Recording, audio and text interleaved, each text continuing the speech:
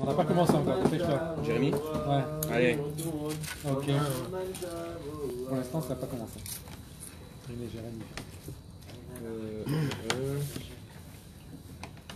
Bezrat Hashem, avec l'aide de Dieu, Bisrout Rabbeinu Akadosh, Rabbi Nachman de Breslev.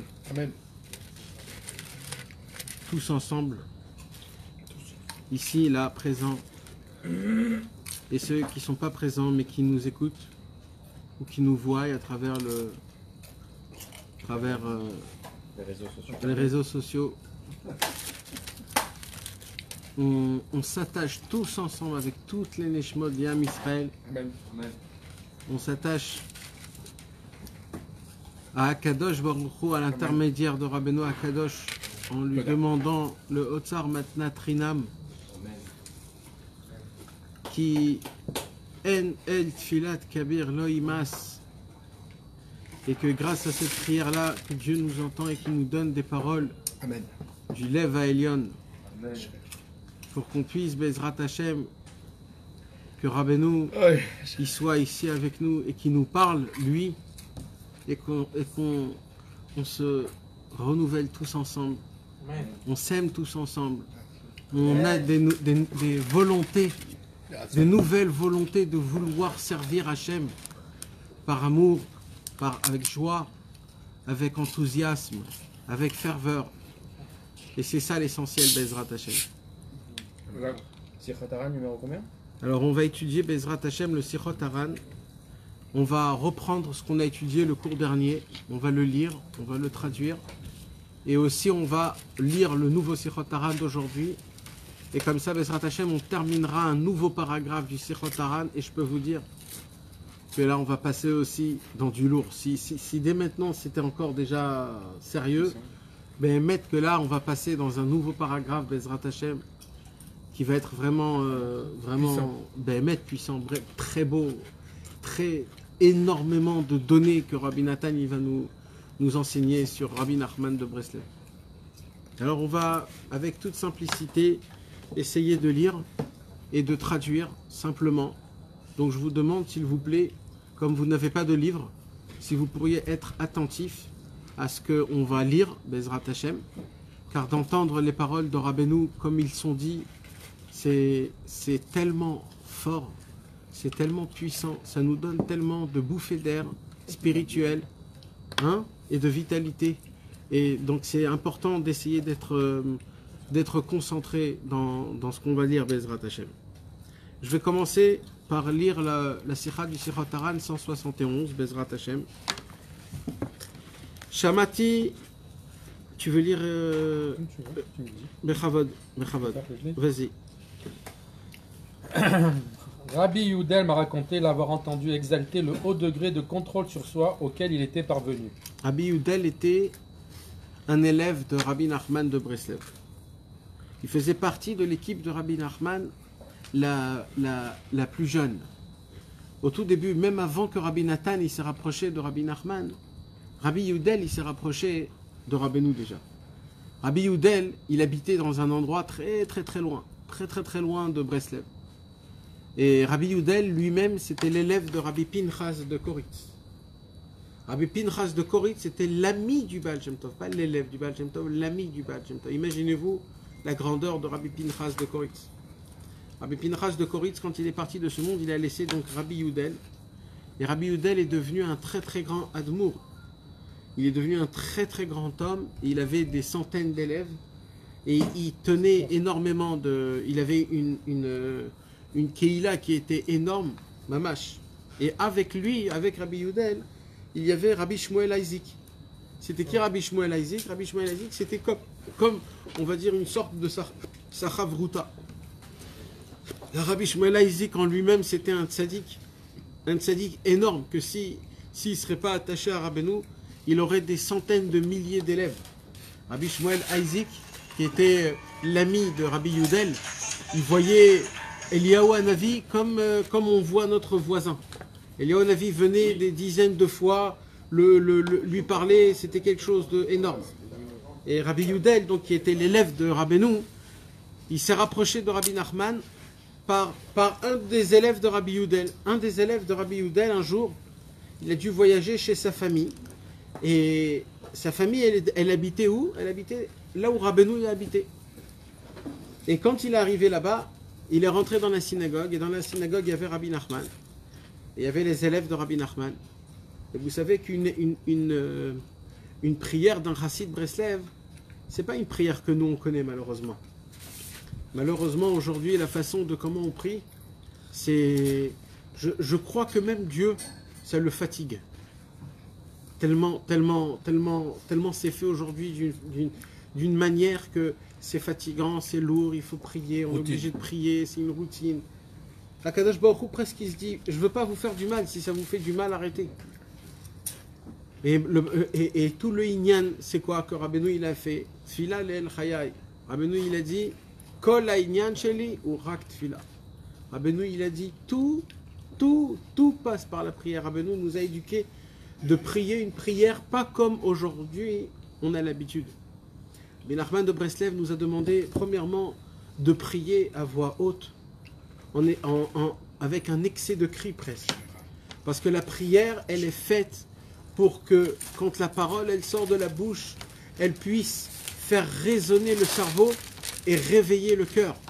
Et comment on fait résonner le cerveau?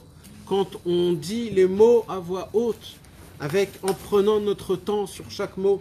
Il dit Rabbi Nachman de Breslev, chaque mot elle a une vitalité. Et quand un homme il dit une parole, il dit un mot de la prière, le mot de la prière reçoit une neshama et elle vit. Et ce mot-là, il s'attache à la personne, il enlace la personne et il embrasse la personne. Et il dit, ce mot dit à la personne, ne me quitte pas. Reste avec moi. Ne va pas dire l'autre mot. Je suis très bien ici avec toi. Parce que tu as dit Baruch, quand tu as dit le mot Baruch, il a une neshama, ça devient un ange. Et cet ange, il vient et il enlace la personne et il dit, je suis trop bien avec toi. Comme ça, il dit Baruch. Ne va pas chez Atta. Parce que si tu veux dire Atta, je devrais partir. Parce que tu ne seras plus avec moi. Et là, c'est Atta qui vient et qui embrasse et qui enlace. Et Atta, il dit, reste avec moi. Et on dit Ado. Et après, c'est Hachem qui vient et qui t'embrasse et qui t'enlace. Et il dit Rabbeinu. Et aujourd'hui, il y a des gens qui lisent très vite. Ils sentent même pas cette façon. Je vais demander, excuse-moi, Michel, comment on peut faire de nos jours? Pardon, peut-être. Et là, on a des prières. Bon, il y a la routine. On commence à 9h dans toute la heure. Maintenant que ce soit en France ou en Israël. Avant, j'étais pas à Bretagne. On me dit, allez, dépêche-toi, t'es en retard ou tu viens à l'heure. C'est ça le problème. C'est très dur de faire. Il faut se renouveler. Alors, mis à part l'application de comment il faut le faire, déjà, il faut le savoir. Déjà, premièrement, c'est pas l'appliquer, c'est une autre histoire. Mais déjà, il faut savoir que c'est le chemin qu'on doit tous ici espérer, à arriver un jour. À espérer qu'un jour, vous pourrez prier une prière. Que cette prière-là, tu la prends et tu goûtes chaque mot, tu ressens chaque mot. Chaque mot, tu la vis. Chaque mot, tu donnes une vitalité, une puissance énorme. Jusqu'à que tu te balades dans tous les mots et tu ressens un sentiment spécial dans chaque mot de la prière. Quand cet élève-là, il a vu la façon de comment les élèves de Rabbi Nachman priaient, comment Rabbi Nachman lui-même priait, ça, il est devenu totalement fou. Ça l'a complètement électrocuté. Toute sa vie a changé. Il a demandé aux élèves de Rabbi Nachman, est-ce qu'il peut rentrer dans la chassidoute? On lui a dit tout de suite oui. Il est venu chez Rabbeinu et Rabbeinu, il lui a tout de suite parlé de la prière. Rabbeinu, il lui a dit, Ikar Akor, l'essentiel où il faut mettre la force, c'est que dans la prière. Tu veux dire le Ratson? Toute la force, il faut le mettre dans la prière. Il faut prier avec toutes ses forces, parce que, il dit Rabbeinu, c'est l'endroit le seul où on n'a pas la force. Donc, où le Yetzer Hara travaille pour nous enlever la force de prier. C'est quoi de prier avec force? C'est pas que ça soit lourd sur toi, c'est que tu cours vers la prière, c'est que tu sois content de la prière, c'est que tu goûtes la prière, c'est que tu fais un kiff de chaque mot. Tu fais un kiff. La prière, elle est un kiff dès le début jusqu'à la fin.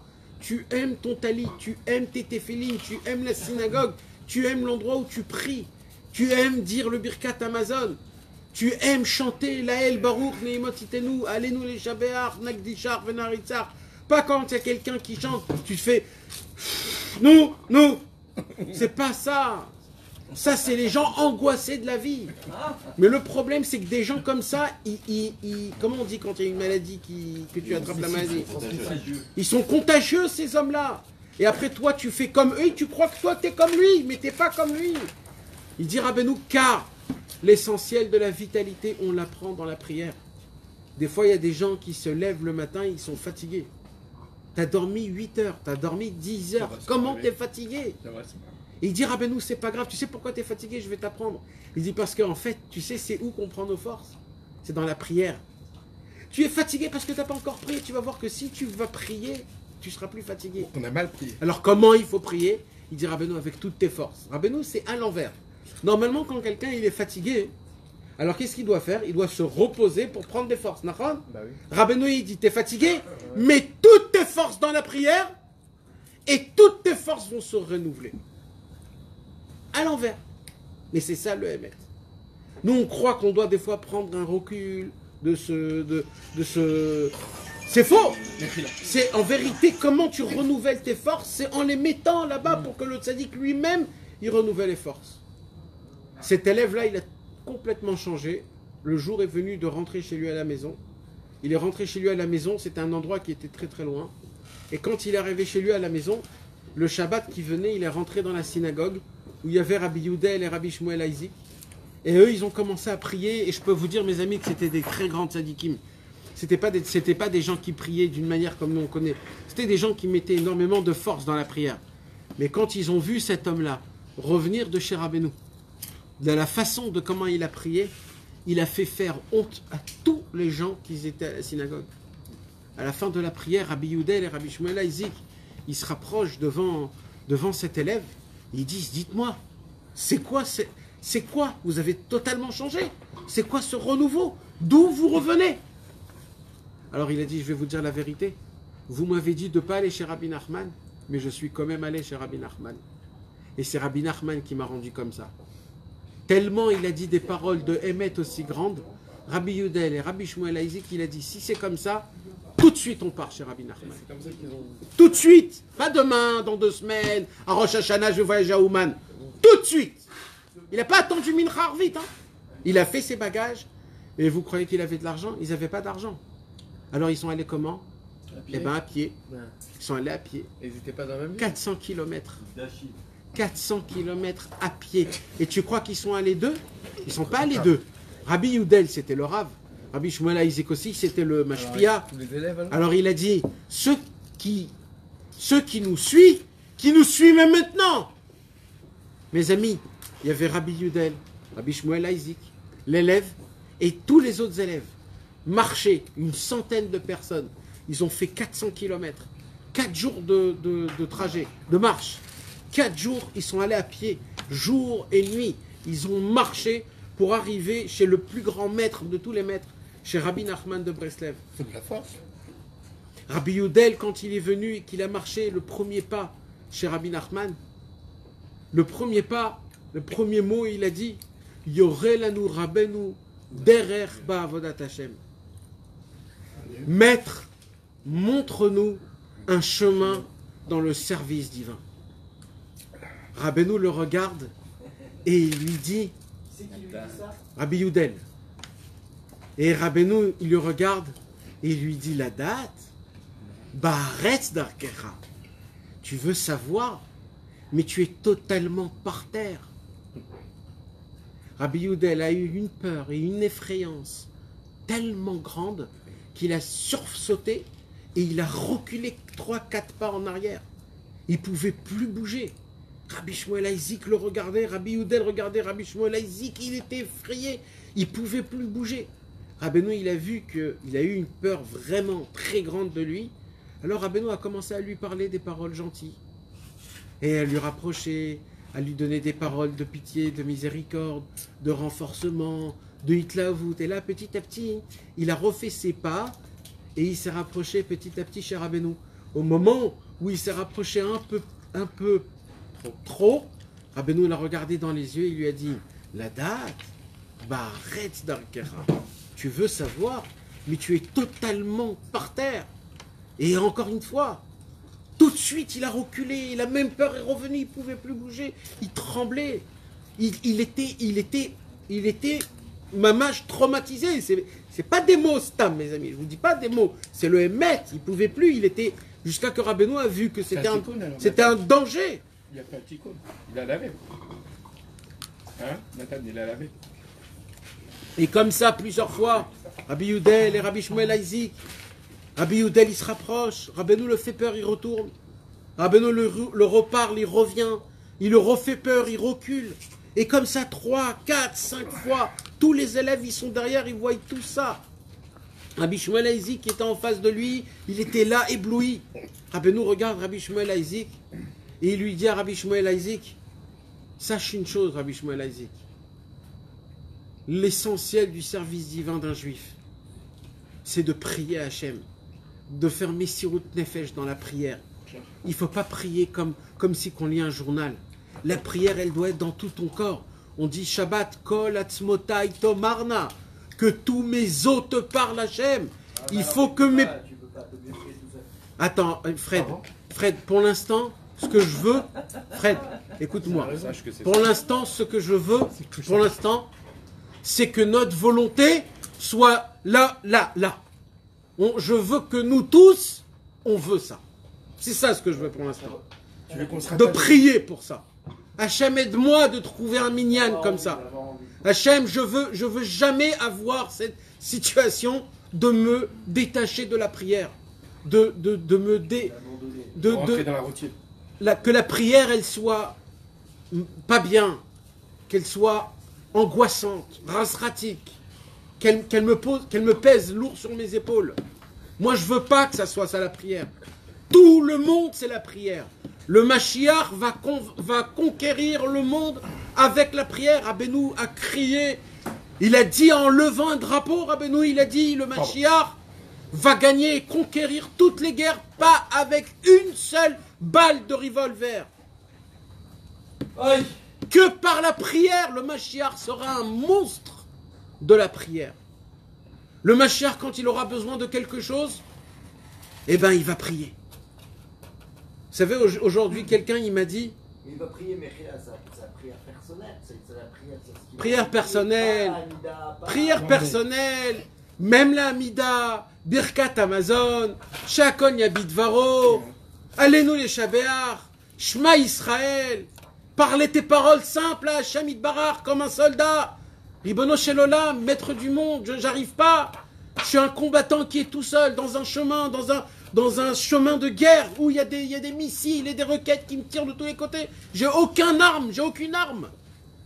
Fait que je puisse savoir tout ce que j'ai besoin de savoir dans ma tête, de ne pas m'affoler, de me rabaisser quand il faut se rabaisser, de me lever quand il faut se lever, de chanter, de danser quand il faut chanter, danser, de jamais me dire que je suis un naze, de toujours me dire que si je suis dans un chemin de guerre, eh ben, c'est parce que je suis un vrai soldat, et de toujours me rappeler que je suis le soldat de Hachem Yitbarach. Et jamais un général envoie un soldat dans un terrain de guerre si le soldat il est naze. Par contre, les ennemis vont nous prouver qu'on est des nazes. Et si on les croit, ils ont gagné, et pas nous. C'est quand qu'Hachem y gagne. C'est quand le juif qui est sur terre, qui n'a plus ses balles, il n'a plus ses pistolets, il n'a plus ses armes. Eh bien, il continue parce qu'il sait qu'on a besoin de lui. Il continue parce qu'il a besoin, comme à l'armée c'était quand la guerre avec tous les pays, l'Égypte, tous les 6 jours. À la guerre de 6 jours, ils ont demandé aux soldats de Tzahal, allez dans le terrain sans rien, pour qu'ils voient qu'il y a des gens. Au moins, ils vont voir qu'il y a des gens là-bas, ils n'avaient rien. Ils sont allés avec des bâtons pour qu'ils croient qu'ils ont des pistolets. Des fois, nous, on est là-bas, rien que pour ça. Hachem Yitbarach, il dit, je vous envoie juste pour qu'il y ait des autres qui voient qu'il y a encore des Chassidé Breslev qui veulent servir Hachem. C'est pas juste dans les histoires. Je vais te dire un truc. Moi, j'ai eu ça parce que j'étais au Shiva, comme j'ai dit tout à l'heure. Mais c'est pas évident, parce que là, tu vois, quand j'ai eu mes problèmes d'opération, chacun ses problèmes. Quand on a Noé Serrara, tu perds ta mère, tu as une opération. J'ai dit que je suis obligé de trouver des points positifs, tu auras moi en moi. Pas couler, c'est pas que tu penses à la dépression, au suicide, mais sinon tu coules. Si tu crois pas en Dieu, en toi-même, comment tout le monde va croire Oh, Hachem, on ça, parce qu'après t'as toi et ça. Les gens te découragent, t'as ta famille, t'as ci, t'as ça. T'as un monde. Tu peux pas, tu vois ce que je veux dire? Oui ou non? Chacun de nous, hein, on a tous un ça. Donc, comment tu peux croire? Pardon? Comment tu peux croire? Et c'est comme ça que Rabbi Shmuel Isaac, quand il a entendu cette parole de Rabbi Nachman, toute sa vie est devenue une prière. Toutes ses forces, il a mis dans la prière Rabbi Shmuel Isaac. C'était connu que Rabbi Shmuel Isaac, il a reçu ça de Rabbeinu, le Inyan de la Tfila. Rabbi Shmuel Isaac, il consacrait plus de 8 heures par jour dans la prière. Et vous vous posez la question, quand il étudiait? Eh bien, croyez-moi, il étudiait aussi plus que 8 heures par jour. Rabbi Shmuel Isaac, c'était un homme il commençait la prière le matin, tous les jours, et il terminait vers midi. Et après, vers 2-3 heures, il commençait la prière de Mincha, et il terminait vers 5-6 heures. Et après, vers 7 heures, 8 heures, il commençait à vite, et il terminait vers 10-11 heures. Après, il allait dormir, il se réveillait Chatzot, il faisait jusqu'à la moitié de la nuit, après, il y avait Idvo des doutes. Donc, il était tout le temps en mode prière, Rabbi Shmuel Isaac. Rabbeinu lui a dit à Rabbi Shmuel Isaac, il lui a dit, parle à tes membres. À lui, il lui a dit ça. Parle à tes membres jusqu'à que tes membres t'écoutent, jusqu'à que tu annules tes membres à toi-même. Rabbi Shmuel Isaac, il est monté de level, jusqu'à qu'il est allé dans les forêts, il a commencé à parler à ses membres. Il a parlé à ses membres, il a été têtu, malgré que ça ne marchait pas 1 fois, 2 fois, 3 fois. Il a été têtu, il a parlé, jusqu'à qu'il est venu chez Rabbeinu, il a dit, Rabbeinu, quand je parle à mon cœur s'arrête. Mon cerveau s'éteint, mes yeux s'éteignent. Je tiens tous mes membres dans ma main. Rabbeinu, il lui a dit, continue. Parce que tout, c'est la prière. Et Rabbi Shmuel Isaac et Rabbi Yudel, un jour, ils sont venus et ils se sont dit, mais on ne peut pas habiter aussi loin d'un maître aussi grand. Le jour même, ils sont rentrés dans leur synagogue où il y avait une centaine de familles d'élèves. Ils ont frappé sur la table et ils ont dit, nos très chers élèves, aujourd'hui, on est venu à une décision. Dès aujourd'hui, on n'est ni Rav, ni Edmour, ni rien du tout. On est tous des Chassidés Breslev, tous élèves de Rabbi Nachman de Breslev. Celui qui veut nous suivre, qui vienne. Et dès maintenant, on est tous des frères. On ne s'appelle pas Rav ou Rebbe, on est tous des frères, tous élèves de Rabbi Nachman. Toute leur Keïla, ils ont tous déménagé de Dashiv à Breslev chez Rabbi Nachman. Toute la Keïla, ils sont tous annulés à Rabbeinu Akadosh. Rabbi Shmuel et Rabbi Yudel, ils avaient tellement une envie et une ardeur et un amour et une puissance d'attachement à Rabbi Nachman qu'ils étaient obligés de rentrer tous les jours chez Rabbi Nachman. Même Rabbi Nathan ne rentrait pas tous les jours chez Rabbi Nachman. Rabbi Nathan, il avait très peur de rentrer chez Rabbeinu. Mais Rabbi Shmuel Isaac et Rabbi Yudel, tous les jours, ils rentraient jusqu'à la fin de leur vie. Tous les jours, ils avaient un seder d'aller chez Rabbeinu et juste le voir. Le voir, de parler une parole à Rabbeinu. Ou de faire sortir une parole de Rabbeinu. Tous les jours, même Rabbi Nathan, des fois, il s'asseyait en dehors de la pièce de Rabbeinu. Ça faisait 2 jours qu'il essayait de rentrer chez Rabbeinu, il n'arrivait pas. Et il les voyait, les Rabbi Shmuel Isaac et Rabbi Yudel, il rentre, il sort, il rentre, il sort. Et Rabbi Nathan avait de la jalousie. Comment vous faites pour rentrer chez ce grand lumineur? Comment vous faites? Moi, ça fait 2 jours que je suis derrière la porte de Rabbeinu. J'arrive pas à rentrer chez Rabbeinu. J'ai tellement peur de Rabbeinu Akadosh. Il y a tellement de émet, c'est tellement puissant, Rabbeinu. Rabbi Nathan, il était plus haut, Nathan. Il était plus haut, Rabbi Nathan, que Rabbi Shmuel Isaac et Rabbi Yudel. Il était plus haut dans quoi? Dans l'attachement. Si aujourd'hui, on aurait connu Rabbi Shmuel Isaac et Rabbi Yudel, aujourd'hui, sûr et certain qu'on aurait dit que c'était eux les plus grands. Ou alors, Rabbi Aaron, le Rav de Breslev. Ou alors, le Maguide de Trovitse, Rabbi Yekutiel, âgé de 90 ans, élève du Baal Shem Tov, élève du Maguide de Mezrich, annulé totalement à Rabbi Nachman à l'âge de 22 ans. Il a dit, je me prosterne devant vous, maître. Je suis votre élève. Et aujourd'hui, je peux dire qu'il n'y a jamais eu un chidouche comme vous dans le monde. J'ai connu le Maguid de Mezrich, j'ai connu le Baal Shem Tov, et chidouche kamoni lo haya baolam. Rabbeinu lui a attrapé sa barbe, il lui a dit, même ça, tu sais même pas ce que tu dis. Tu sais même pas encore combien je suis un chidouche dans le monde. Mais Nathan, À Magui de Trovitz, c'est 92 ans, Rabbeinu 22 ans. Mes amis, par contre, je voulais demander comment ils ont fait. J'avais un chidouche, comment ils font pour chaque jour avoir des points positifs, d'être pendant 8 heures ou 10 heures, se renouveler comme Rabbeinu. Rabbeinu, lui, connaissait le secret pour être toujours Bessimcha. Alors comment ils font, eux, pour être constamment en constance, pas comme un football, d'être au Simcha. Parce que Rabbeinu, il lui dit dans les plateaux de Nefesh, il dit, tu as des moments, tu ne peux pas être toujours en haut. Baruch Shama, ta Neshama te lève. Alors tu ne peux pas être toujours de début jusqu'à la fin et être Bessimcha, tu es d'accord? Alors comment tu fais pendant 8 heures Vraiment. avoir une Simcha énorme? C'est pas évident, tu vois ce que je veux dire? Ils ont travaillé. quand tu... Ah, mais même, C'est pas celui dont avec lui. non, je parle de Bémet, c'est une bonne chidouche. C'était des gens qui Voilà, dépensaient c'est un leur, peu comme ça. leur sang et leur volonté totalement pour essayer de s'attacher à la simcha et à l'annulation totale. dur de- Quand tu arrives à t'annuler au tzaddik, tu arrives à être besimcha. Pour ça, il y a des torotes qui sont appliquées. Pour ça, 8 heures de... Rabbi Youdel, parmi une fois où Rabbi Youdel est rentré chez Rabbi Nachman de Breslev, vous savez, il y avait une histoire que Rabbi Shmuel Isaac, l'ami de Rabbi Youdel, un jour, Rabbi Shmuel Isaac, il marchait dehors et il voit Eliyahu Hanavi Zachor Letov. Et il voit que Eliyahu Hanavi Zachor Letov, il court. Alors Rabbi Shmuel Isaac, il arrête Eliyahu Hanavi. Il lui dit, Eliyahu Hanavi, où vous allez comme ça en courant? Il y a une brite, il y a quelque chose. Il lui dit, je cours vers le cœur du monde. Le cœur du monde? C'est qui le cœur du monde? C'est les élèves des Chassidei Breslev. C'est même pas Rabbeinu. C'est les élèves de Rabbeinu. Je cours vers le cœur du monde. Rabbeinu, c'est le cœur du cœur. On ne comprend pas c'est quoi ça. Une des fois, Rabbi Youdel est rentré chez Rabbeinu et voici ce que Rabbeinu a dit à Rabbi Youdel.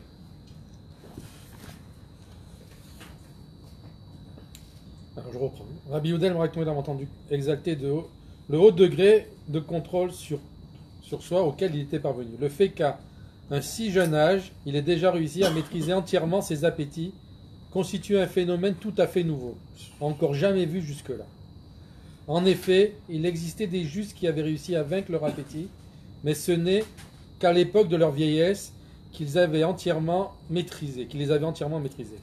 Il cita en exemple un certain nombre de grands justes et dit que ces justes n'avaient réussi à se débarrasser de leur appétit qu'après avoir atteint un âge avancé.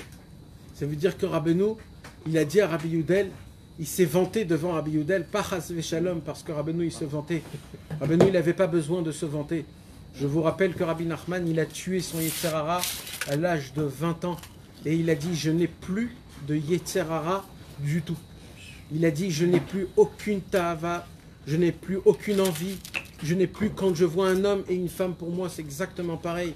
Si un homme il me fait honte, j'aurai aucune haine envers lui, exactement à l'envers. J'aurai un amour, Rabbeinu a enlevé tout ce qu'on peut appeler comme Mida Ra'a. Il a tué, il a lavé, il a rendu son corps un parchemin. Un parchemin, c'est fait d'une peau d'animal. Quand tu prends la peau d'un animal et que tu la dresses et tu la coupes et tu la plonges dans de l'eau avec du javel et du sel et de tout ce qu'il doit faire pour enlever l'odeur, la puanteur, la grosseur, l'épaisseur, et tu dois la gratter avec des ustensiles très spéciaux, la laver, la sécher, la relaver, la regratter, tout ça pour en faire de ça quoi?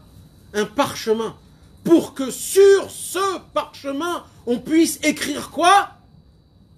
La Torah, la chose la plus sainte au monde. On va l'écrire sur quoi? Sur une peau d'une vache qui sent mauvais, qui est épaisse, qui est horrible. Rabbi Nachman de Breslev, il dit, vous voulez savoir sur quoi la Torah elle peut être écrite?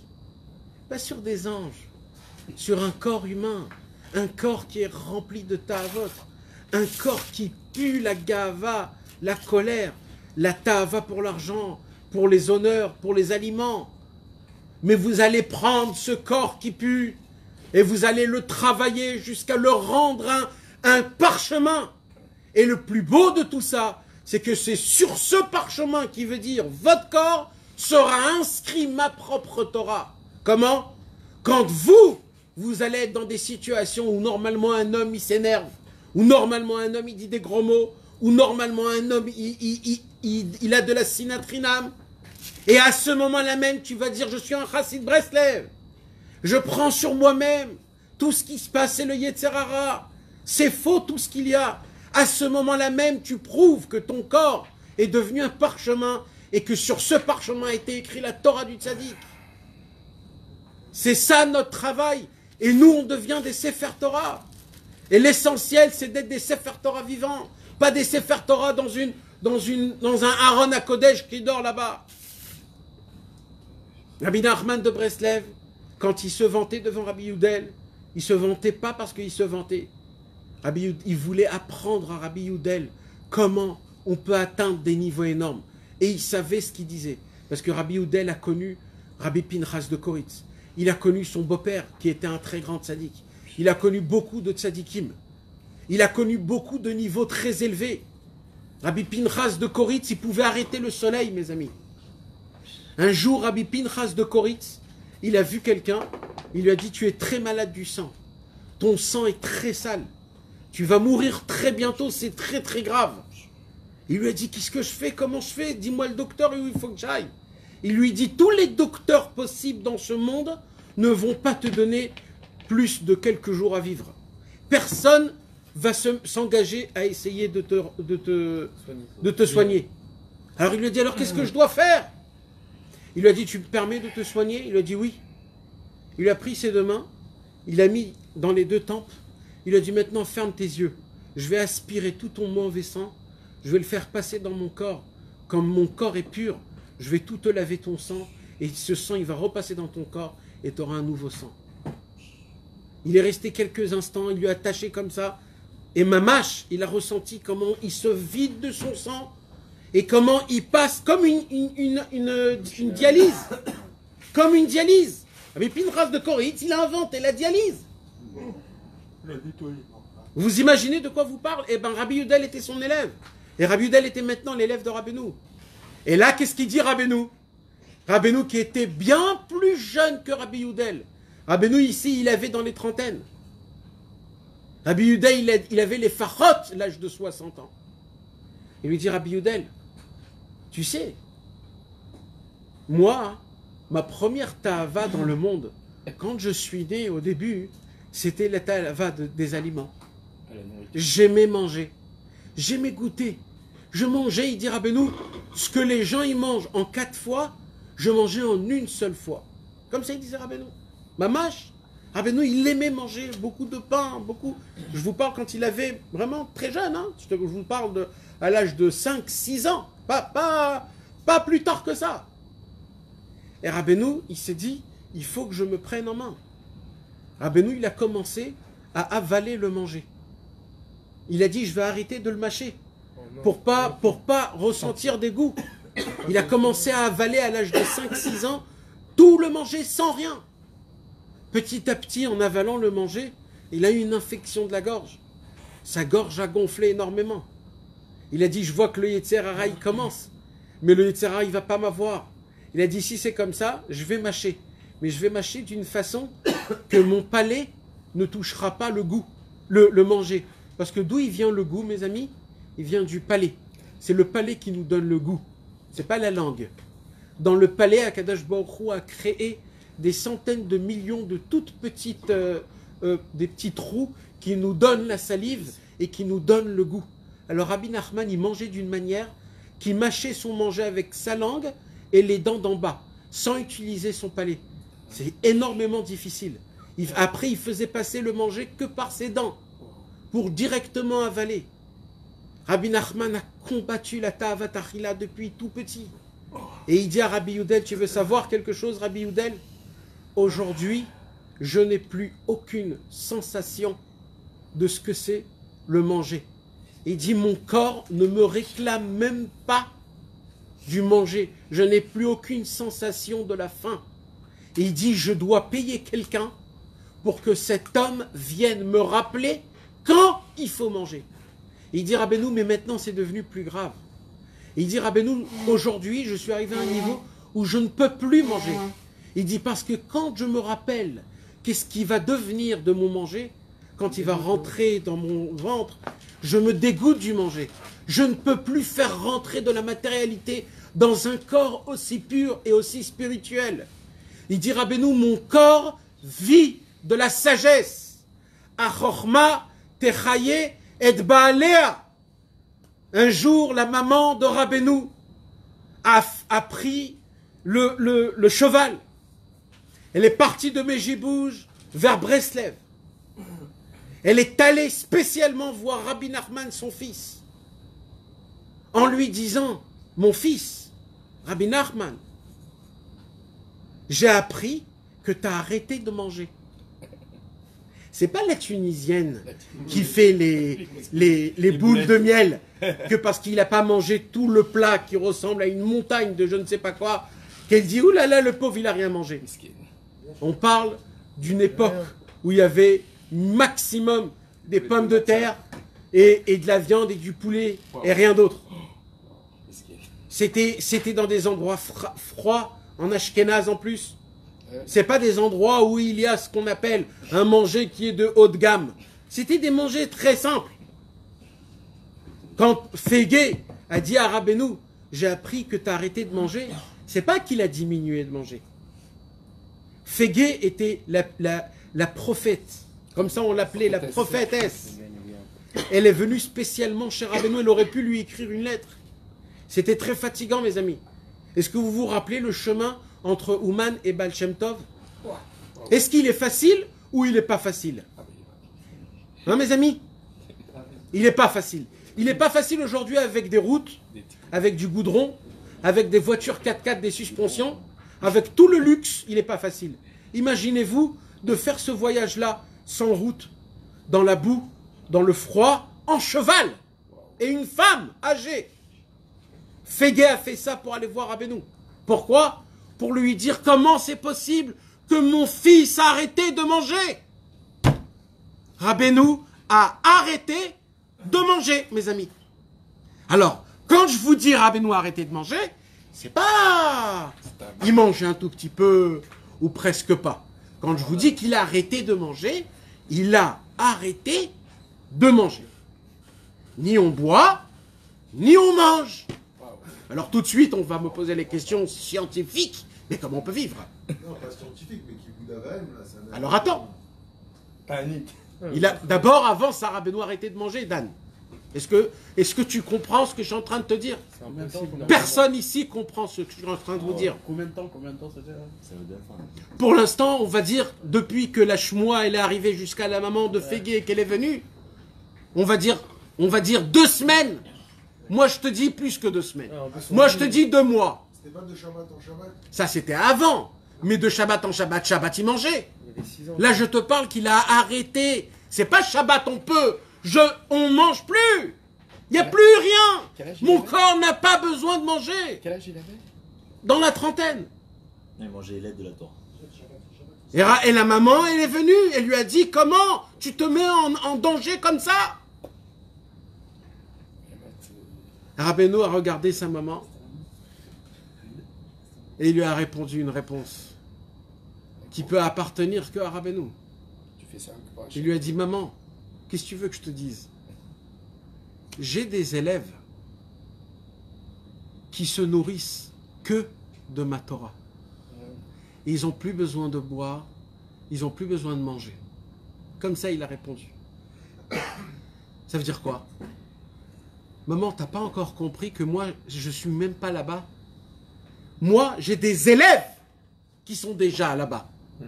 J'ai déjà des élèves que eux, ils ont arrêté de manger. Et leur manger, leur boire, c'est la Torah et la Tfila. J'ai déjà des élèves. Moi, mais moi, c'est un autre truc totalement, maman. Personne au monde sait ce que je suis, ce que c'est. Personne au monde n'a aucune perception de ce que je suis. Mais sa mère, elle avait à peu près. Elle savait à peu près la grandeur. Elle imaginait. Personne au monde connaît c'est qui Rabbeinu. Sa mère. Personne Waouh. au monde ne connaît c'est qui Rabbeinu. Même les tzadikim déjà partis de ce monde. Même les plus grands des tzadikim ne connaissent pas c'est quoi Rabbeinu, Rabbi Nachman de Breslev. Personne au monde. Mais parce que la maman de Rabbeinu lui a demandé, c'est pour cela que Rabbeinu, il a fait quoi? Il a payé quelqu'un pour qu'il puisse l'aider à se rappeler et l'aider à manger. Comment? Cet homme-là avait le devoir de lui parler de plein de sujets pour qu'il oublie le fêté qu'il mange, et pendant ce temps-là, il jetait quelques miettes de pain ou d'eau pour faire le kiboud avahem. Mais plus que ça, il n'y avait pas. Et le Shabbat, Ah, il faisait. Il n'y a pas. Normalement, pardon, mais normalement, le Shabbat, t'es obligé de manger. T'es d'accord? Quand tu es un homme. Il n'y a pas une loi, une halakha qui dit Shabbat. Quand tu es un homme, il faut manger. Quand tu es un ange, ou quand tu es beaucoup plus... Les élèves de Rabbeinu sont devenus des anges. Qu'est-ce que tu veux dire par là? Non, mais il y a Rabbeinu, il avait Rabbi Nathan Je comprends et pas. Rabbi Naftali. Ouais. Et avant que Rabbi Nathan et Rabbi Naftali ils meurent, avant que Rabbeinu il meure, Rabbeinu il appelle Rabbi Nathan et Rabbi Naftali, il leur dit, vous savez ce que j'ai obtenu pour vous? Comme vous avez été mes chers élèves, j'ai obtenu pour vous que dans le ciel, vous allez, vous deux, vous transformer en des anges.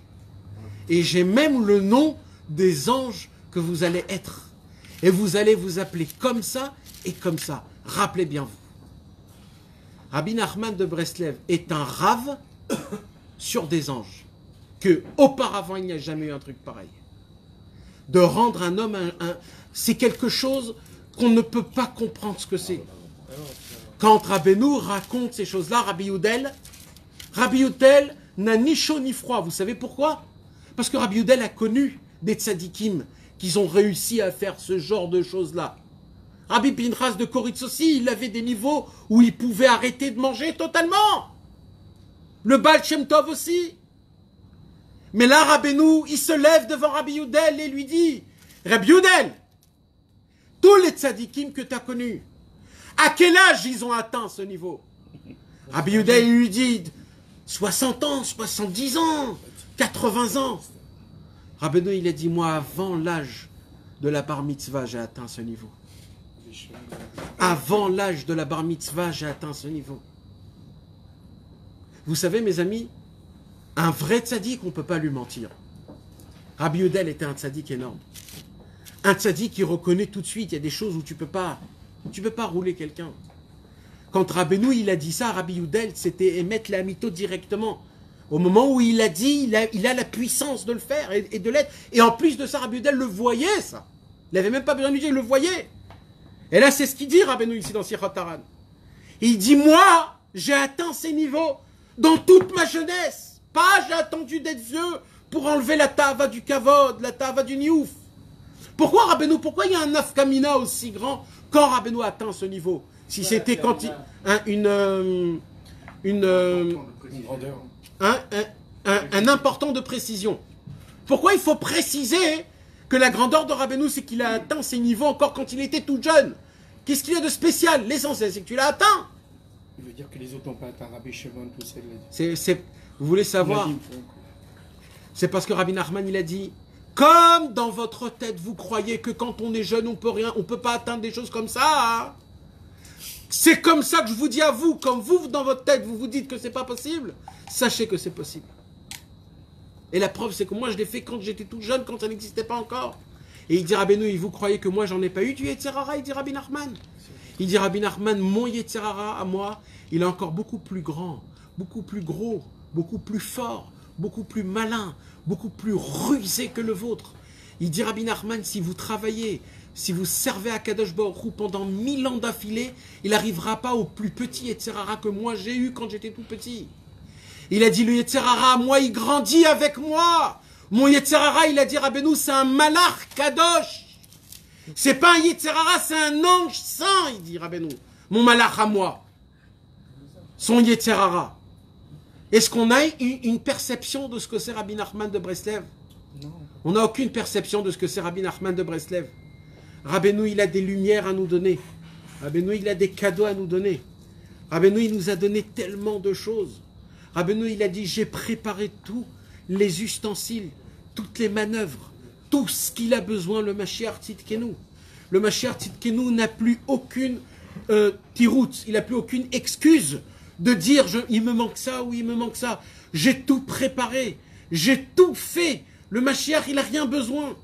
Rabbeinu, il a dit, le Mashiach sera mon élève.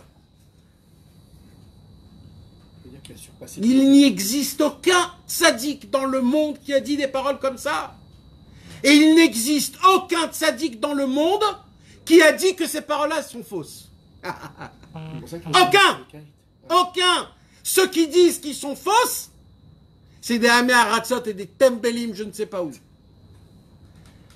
Aucun qui a dit que ces paroles sont fausses. Donc il n'y a aucun homme, Talmid Racham, qui a mis ces paroles-là en point d'interrogation. En doute. Nathan, par rapport aux autres tzaddik, une fois tu as dit à son cours, par rapport à Bishmon, le Harizal, tout ça, lui il a continué à travailler. Donc il est au-dessus de Rabbi Shimon Bar Yochai, au-dessus de tout. Hachem il a voulu, il a travaillé énormément. Il a connu Rabbi Shimon, même si c'est pas la même époque. Tous les grands tzaddikim, le Harizal, tout ça. Encore une fois, moi je voyais des jeunes me disent, ouais mais pourquoi pourquoi il y a le Marloquet, Rabbi Shimon Bar Yochai, le Rabbi, tout ça. J'ai dit, si Hachem il a voulu que c'est marqué ça, Nathan, ce que tu viens de dire là. Pardon. Que Mashiach sera son élève. Que Mashiach, ce sera son élève. Tout ce que je viens de dire, c'est écrit dans Chayem Oharan. Il dit pas qu'il a, il y a un mot, il a dit, il a prié pour que ça descende de lui. Et il a dit, j'ai obtenu de Dieu Ouais. que le Mashiach descendra de mes entrailles. Il a pu faire venir le Mashiach, Rabbeinu. Un élève plus. Et l'élève, c'est écrit dans Chayem Oharan. Non mais Rabbeinu il a pu ramener le Mashiach, il a dit tout de suite, on l'a dit. Ah mais mec, c'est comment? Lui, on l'écoutera. Parce que tu sais pourquoi? Parce qu'il Mais par sait rapport à qu'on la est des nuls. nourriture, Bon, je l'ai appris. Il a dit les Mais mec, il te l'a dit là. Il va te le dire. Et par rapport à la nourriture aussi. Non, mais on est des vaches. On en avait déjà parlé. Non, c'est Il pas avait ça. dit il existe un Rabbeinu moyen il nous aime tellement de qu'il a pu vivre amener le sans machin. manger, sans Mais il boire. sait qu'on est des nuls, lui. Comme moi, C'est de spiritualité et de fidélité. c'est pour ça. Mes amis, Je je vais vous faire une confidence. Ça n'est pas Rabbeinu, tu peux rien faire. Mais pour cela, il ne faut pas qu'on m'interrompe. Ça suffit. Parce que si on m'interrompt, je ne pourrai pas continuer. Parce que là, je passe en mode de cours, dans un autre mode, de confidence. Je voudrais vous raconter quelque chose. Quelque chose. Ces derniers jours, ces dernières semaines, j'ai parcouru, étudié, essayé, si on peut dire, un petit peu d'approfondir dans les écrits de Rabbi Israël.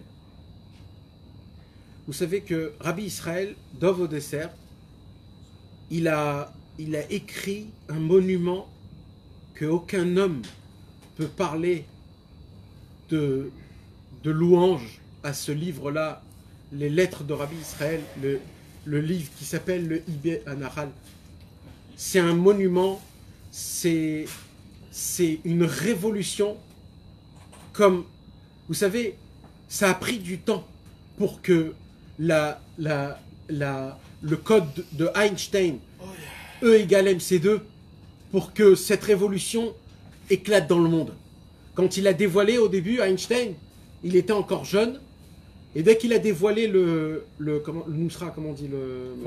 formule mathématique, il a écrit bien dans un cahier, il a bien tout comme c'est, et il l'a envoyé en Belgique dans les plus grandes dans les universités à Anvers là-bas.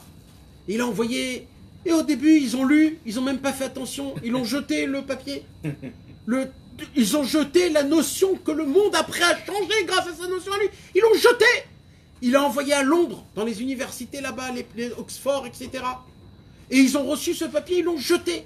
Pendant des années, mes amis, la formule de Einstein, même Einstein lui-même, il était dans des bars, il buvait, et il se saoulait. Pourquoi? Parce que c'était ça sa vie. Jusqu'à qu'un jour, il y a un nul qui était dans l'université, qui a relu ce qu'il a relu, et qu'il a compris qu'est-ce que c'était cette formule mathématique. Et c'est comme ça que le monde a changé. Vous savez, mes amis, on est dans une période aujourd'hui où la lumière de Rabbi Nachman de Breslev, de Rabbi Nathan, des élèves, et ainsi de suite, elle commence à se dévoiler. Mais il y a une lumière encore plus grande encore, une lumière très spéciale.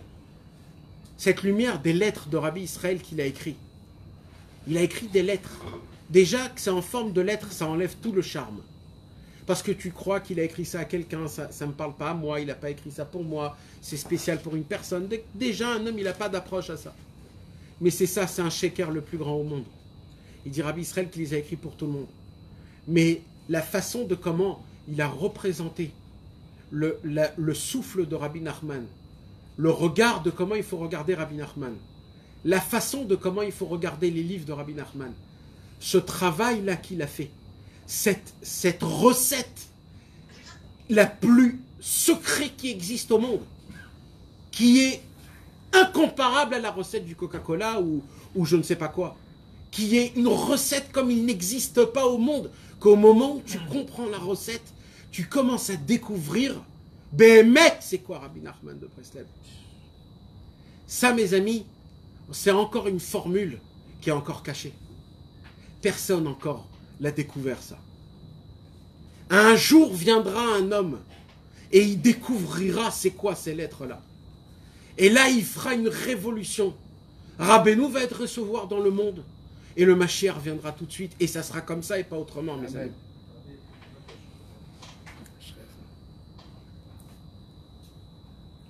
Vous savez, quand j'ai regardé des écrits certains de Rabbi Israël, qui ne font pas d'Afka partie des lettres, ils font partie de ses propres écrits qu'il a écrits dans des cahiers, dans des feuilles. Et j'ai commencé à regarder, et j'ai commencé à essayer d'approfondir, de m'arrêter sur les mots. J'ai essayé de réfléchir. J'ai essayé surtout de m'isoler du monde. De ne pas avoir de contact avec ce monde. Parce que ça embête énormément. Quand tu sais que tu as des problèmes à droite, à gauche, tu ne peux pas te mettre à profond à la première... Alors je me suis complètement essayé de m'isoler totalement pour rester le plus possible concentré dans les paroles. Et vous voulez savoir ce qui m'est arrivé? Mais j'ai reçu la plus grande claque qui existe au monde. J'ai eu une honte où je ne me rappelle pas que j'ai eu une honte aussi grande comme ça dans le monde. D'un coup, j'ai compris que jusqu'à maintenant, j'ai rien compris de Rabbeinu Nachman. Mais quand je vous dis que j'ai rien compris, j'ai réellement rien compris. Mais réellement, j'étais complètement à côté de la plaque. Je me suis trompé toute ma vie. Toute ma vie, je me suis trompé en croyant savoir c'est quoi Rabbeinu. En croyant savoir qu'est-ce qu'elle dit la Torah Aleph, qu'est-ce qu'elle dit la Torah Bet, qu'est-ce qu'elle dit la Torah Gimel, qu'est-ce qu'elle dit l'écouter à la Chot, il Chot Ashkamat Aboker Aleph, il Chot Ashkamat Aboker Bet, il Chot Netidi Aletadaim Shacharit, il Chot. Et t'as beau en parler, jongler, dire, répondre, comme un number one, soi-disant qui connaît à droite à gauche, zéro, de la fumée, de la buée, rien du tout, aucune existence. Tu n'as aucune notion de ce que c'est Rabbeinu Akadosh. Mais quand je te dis que tu n'as aucune notion, alors ta notion de quoi? Tu parles de quoi toute la journée? Tu parles d'un semblant de quelque chose. Je vais vous donner un exemple. Je vais vous donner un exemple. Imaginez-vous, il y a des sages en Afrique. Dans le plein désert énorme de l'Afrique, d'accord, hein, le désert le plus grand, d'accord. Des sages ou des singes? Non, dans le désert, des sages en Afrique. Imagine-toi, dans le Midbar Sahara, dans le désert Sahara, imagine-toi, on leur envoie, imagine-toi à l'époque, on leur envoie un manuscrit, tout un manuscrit rempli de comment créer un bateau sur l'eau. Ils n'ont plus d'utilité. Maintenant, eux, c'est des sages. Ils vont commencer à feuilleter le livre. Ils vont lire. Ils vont dire, mais c'est quoi cette invention de fou? C'est une invention de fou de faire monter des mâts, de faire couler des rideaux. de les mettre des côtés pour aller à droite à gauche, faire le bateau d'une façon qui soit hublot pour qu'il puisse tenir sur terre, 3/4 dans l'eau, 1/4 en haut. Un truc de fou, jusqu'à où ils sont venus. Et ces sages-là vont créer des universités, vont créer des élèves pour étudier comment faire le bateau, pour peut-être découvrir des nouveautés. Tout ça sans qu'ils ont jamais vu de leur vie la mer. C'est Noé. C'est de cette façon qu'on étudie les six frères Rabbeinu. On étudie une sagesse exceptionnelle. On étudie un truc énorme, une beauté énorme, révolutionnaire. Mais ça ne nous touche pas. Pour nous, c'est loin. On dit c'est trop loin. Ça ne nous touche pas, Béhémet. Quand je vous dis d'aller faire Chatzot, Rabbeinu, il nous raconte la première fois où Rabbi Nathan et Rabbi Naftali, Rabbi Lipa et tous les tzadikim, ils sont venus pour la première fois chez Rabbeinu Akadosh, Rabbi Nachman de Breslev. La première fois qu'ils sont venus, ils sont restés Shabbat. Je vous ai raconté cette histoire. Rabbeinu, ce Shabbat-là, il a révolutionné le monde. Le cours de l'histoire de ce monde va changer ce jour-là. Pourquoi? Parce que le maître et l'élève ont fait le premier lien.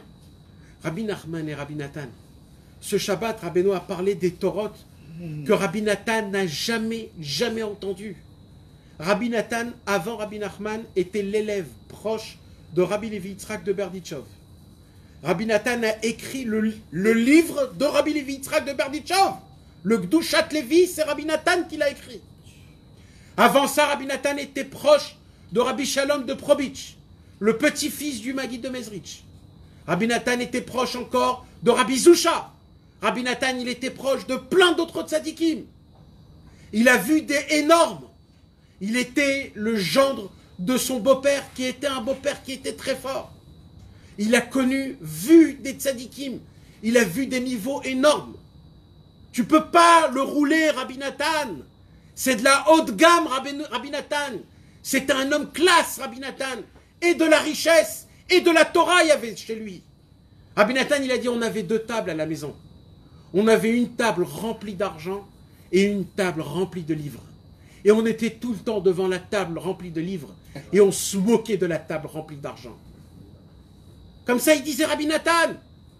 C'était un homme énorme, avant encore Rabbeinu. Rabbi Nathan, c'était un homme, un mensch.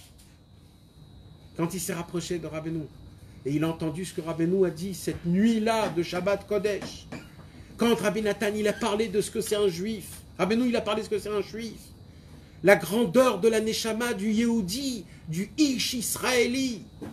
Rabbeinu a commencé à raconter la première Torah, la Torah numéro 6.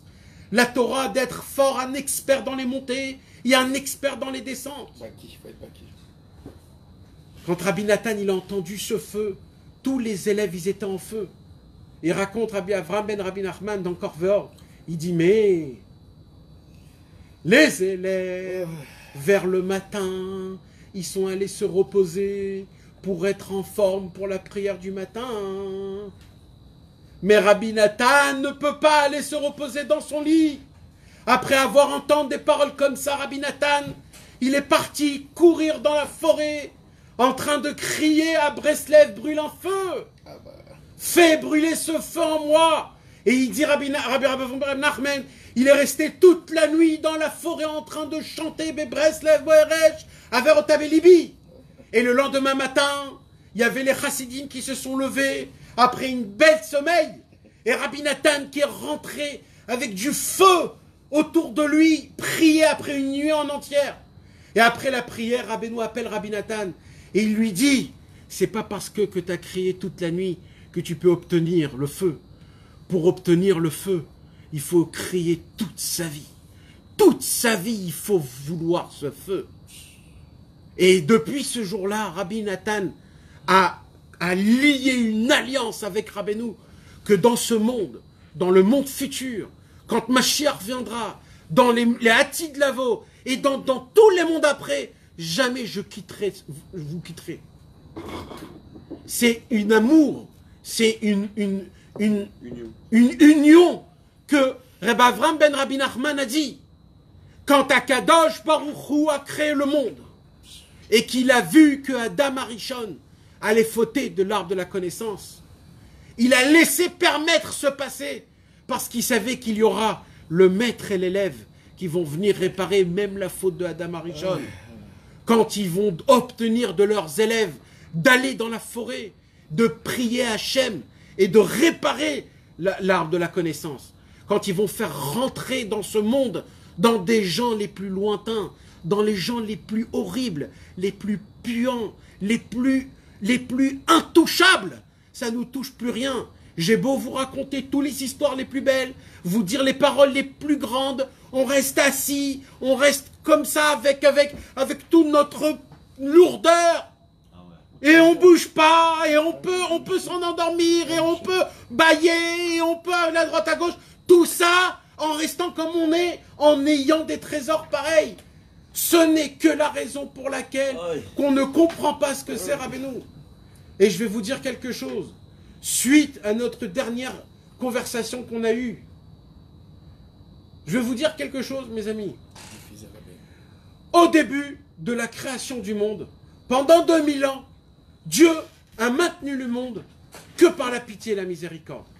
Parce que c'est quoi qui maintient le monde? C'est que la Torah. Mais comme pendant 2000 ans, il n'y avait pas encore la Torah, comment le monde tenait sans la Torah? Akadosh Baruch Hu, il dit Otsar Matnat Trinam. C'est quoi le Otsar Matnat Trinam? C'est le cadeau gratuit, c'est la pitié et la miséricorde dans lequel Akadosh Baruch Hu maintenait le monde. Mais au moment où Akadosh Baruch Hu a dévoilé la Torah au mont Sinaï à Shavuot, la Torah est venue, la Torah a maintenu le monde depuis le jour où il y a eu la matin de Torah. Et vous savez, mes amis, c'était quoi le travail à l'époque? Moshe Rabbeinu a fait en sorte de nous dévoiler la Torah qui était écrite et la Torah qui était orale. La Torah écrite, ce sont des grandes lignes. Et la Torah orale, ce sont les petites lignes qui se cachent derrière les grandes lignes de la Torah. Que la Torah orale et la Torah écrite ensemble forment une Torah parfaite. Quand tu découpes les deux, on ne peut rien savoir. Et mes amis, jusqu'à pendant des centaines d'années, pourrais-je dire même des millénaires, la seule question qui se posait, et l'essentiel de la Vodat Hashem qui était à cette époque, vous voulez savoir c'était quoi? Comment appliquer Torah ou mitzvot tout simplement. Pourquoi? À l'époque, il n'y avait pas de Shulchan Aruch. Il n'y avait pas de Shulchan Aruch. Il n'y avait que la Gemara. Donc on ne savait pas comment il faut garder le lait, la viande, 6 heures, 3 heures, 2 heures, 1 heure, une journée, les téfilis noirs, blancs, rouges. On ne savait pas. Il y avait des choses qu'on ne savait pas. Neder, Nida, Nézirut, comment on fait des Gittin, des Kiddushin, des Brit Mila. Ces choses-là ne sont pas écrites dans la Torah qui est écrite. Toutes ces choses-là sont écrites dans la Torah orale. Et la Torah orale, c'est quoi? C'est des discussions. Des discussions de quoi? Mes amis, la Gemara, c'est la plus grande Sichat Traverim qui a été créée dans le monde. Les gens, ils disent, on va faire un cours, on va faire un cours. Mais ils n'ont pas compris que le Talmud Bavli et le Talmud Yerushalmi, c'est la Sichat Traverim des Juifs d'à l'époque. Et dans le futur, il y aura le Talmud futur. Vous savez c'est quoi le Talmud futur? Ça sera nos conversations à nous. Quand on se pose des questions, comment il faut faire pour faire des doutes. Et dans le futur, on étudiera le Talmud Bavli. Il a dit Maxime, comment on fait des doutes? Alors, pourquoi il a posé cette question? Mais pourquoi il a posé cette question? Quoi? C'était pas aussi simple. C'est comme ça. Ça va être ça, la nouvelle Torah. La nouvelle Torah va se fonder, se baser sur les odotes de WhatsApp qu'on s'envoie, sur le Facebook qu'on se dit, réveillez-vous les frères. C'est quand on essaye de se dire, il faut se prendre en main. Quand un Chaver, il vient, il dit, je me sens pas bien, qu'est-ce que tu me proposes? C'est ça ce qu'on va étudier, la nouvelle Gemara du monde futur. Parce qu'à l'époque, la Gemara, la Sichat Traverim se basait sur quoi? Sur comment il faut appliquer la Torah. On ne savait pas comment appliquer la Torah. On a oublié énormément de choses. Les tzadikim ont dû travailler très fort pour ramener la halacha. Donc jusqu'à Rabbi Yosef Karo, le Shulchan Aruch, jusqu'à Rabbi Yosef Karo. Je vous rappelle que Rabbi Yosef Karo, il datait d'il y a 550 ans à peu près. Ça veut dire que je vous parle d'à peu près 3000 ans. Pendant 3000 ans, le service divin était quoi? Une seule chose. Comment chercher dans la Torah de rentrer dans les profondeurs, le plus profond, comment savoir c'est quoi le vrai Ratzon Hashem, la vraie volonté de Dieu, comment appliquer Torah au mitzvot. Et Rabbi Yosef Karo a eu ce mérite en se basant sur le Rambam, le Rosh, le Rif, le Ran, le Nimukei Yosef, le Rashba, le Ritva, le Ra'a, le Ran, Rabbeinu Yonah, tous les grands tzadikim. Il s'est basé, il a étudié et il nous a écrit pour le plus beau cadeau qui existe au monde. La chose qu'on a attendue pendant 5000 ans, mes frères, 5000 ans on a attendu de vous pouvoir savoir comment appliquer Torah au mitzvot. Et il a fondé le Shulchan Aruch. Le Shulchan Aruch est devenu le trésor le plus cher au monde. D'ailleurs, Rabbi Yosef Karo a demandé d'imprimer le Shulchan Aruch en un seul livre et en petits livres, pour qu'il soit dans la poche de chacun. Et Rabbi Yosef Karo a même fait que son Shulchan Aruch, il a mis des dates pour qu'on puisse le terminer tous les mois. Tous les mois. Et il a dit que ça sera un livre qui se mettra dans la poche et qui se lira jour et nuit, tout le temps, quand on peut, de façon que tous les mois on termine le Shulchan Aruch. Pourquoi? Parce que c'était ça. Vous imaginez, on a un mode d'emploi. Vous imaginez vivre sans Shulchan Aruch, tu ne sais pas ce qu'il faut faire. Tu ne sais pas quand il faut faire. On ne sait rien. Et là, le Yetzer Hara a reçu une énorme claque. Parce que jusqu'à maintenant, tout est ouvert. On connaît tout. On connaît tout. Et là, mes amis, écoutez bien ce que je vais vous dire. Et jusqu'à maintenant, le travail était de découvrir c'est quoi la Torah. Et là, on a reçu la réponse, c'est quoi la Torah. C'est quoi la Torah? C'est le Shulchan Aruch. Mais le Yetzer Hara a monté de grade, mes frères. Le Yetzer Hara a créé une nouvelle arme. C'est l'arme de la fatigue. L'arme de c'est dur. Et là, la question ne se posait pas, c'est quoi la Torah? Là, la question se posait, comment on applique le Shulchan Aruch? C'est dur de se lever tôt le matin, de prier dans une synagogue béminiane, depuis le début jusqu'à la fin, de lire les corbanotes et tout ça. C'est très difficile. C'est très difficile de mettre les Rabbeinu-Tam et d'étudier un petit peu après, de faire un petit tikkun klali, d'étudier un petit Shulchan Aruch. C'est très difficile. On n'a pas le temps. Il y a le minyan, il y a le truc, il y a le travail, il y a les enfants à amener, à ramener. Après, ainsi de suite, d'essayer de se prendre, de garder ses yeux, de ne pas regarder une femme qui est pas tsniout ou une femme qui est belle, de ne pas regarder, de ne pas déshabiller avec tes yeux, de ne pas rigoler, de ne pas faire des petits clins d'œil, de ne pas faire le petit sourire, d'essayer d'être propre dans sa tête, de respecter sa femme, de respecter ses enfants, de respecter ses amis, de respecter Hachem Yitbarach, de faire Hitbodé doute minimum une journée. Dans le Shulchan Aruch, quand tu lis comment il faut faire Kriyat Shema, comment il faut travailler, comment il faut étudier, comment il faut donner de la tzedaka, comment il faut respecter les Talmidei Chachamim, comment il faut respecter son père et sa mère, comment il faut faire toutes ces choses-là, tu te dis, waouh, c'est difficile. Mais est-ce que c'est possible, Bichlal, de le faire, le Shulchan Aruch? Bichlal, aujourd'hui, on se pose la question, est-ce que c'est possible de le faire? Imbécile qu'on est. Il est fait pour le plus petit des plus petits, le Shulchan Aruch. C'est pas pour des tzadikim, c'est pour les juifs. Mais malheureusement, la question est maintenant pas c'est quoi la Torah, mais la question est comment appliquer le Shulchan Aruch. Rabbi Nathan, il a écrit dans le Likuta Halachot, dans Ilchot Yain Neser, et il dit, et tous les tzadikim, depuis Rabbi Yosef Karo, ont travaillé très dur pour nous donner des conseils, pour essayer d'appliquer, pour essayer de... Alors qu'est-ce qu'ils ont fait? Ils ont créé ce qu'on appelle le moussar. C'est quoi le moussar? C'est de te renforcer, de te réveiller, de te donner du boost, d'essayer de te donner de la puissance, de la force. Il dit Rabbi Nathan, mais les Baalei Moussar, ils n'ont pas compris c'est quoi ce monde. Parce que les Baalei Moussar, c'était des tzadikim.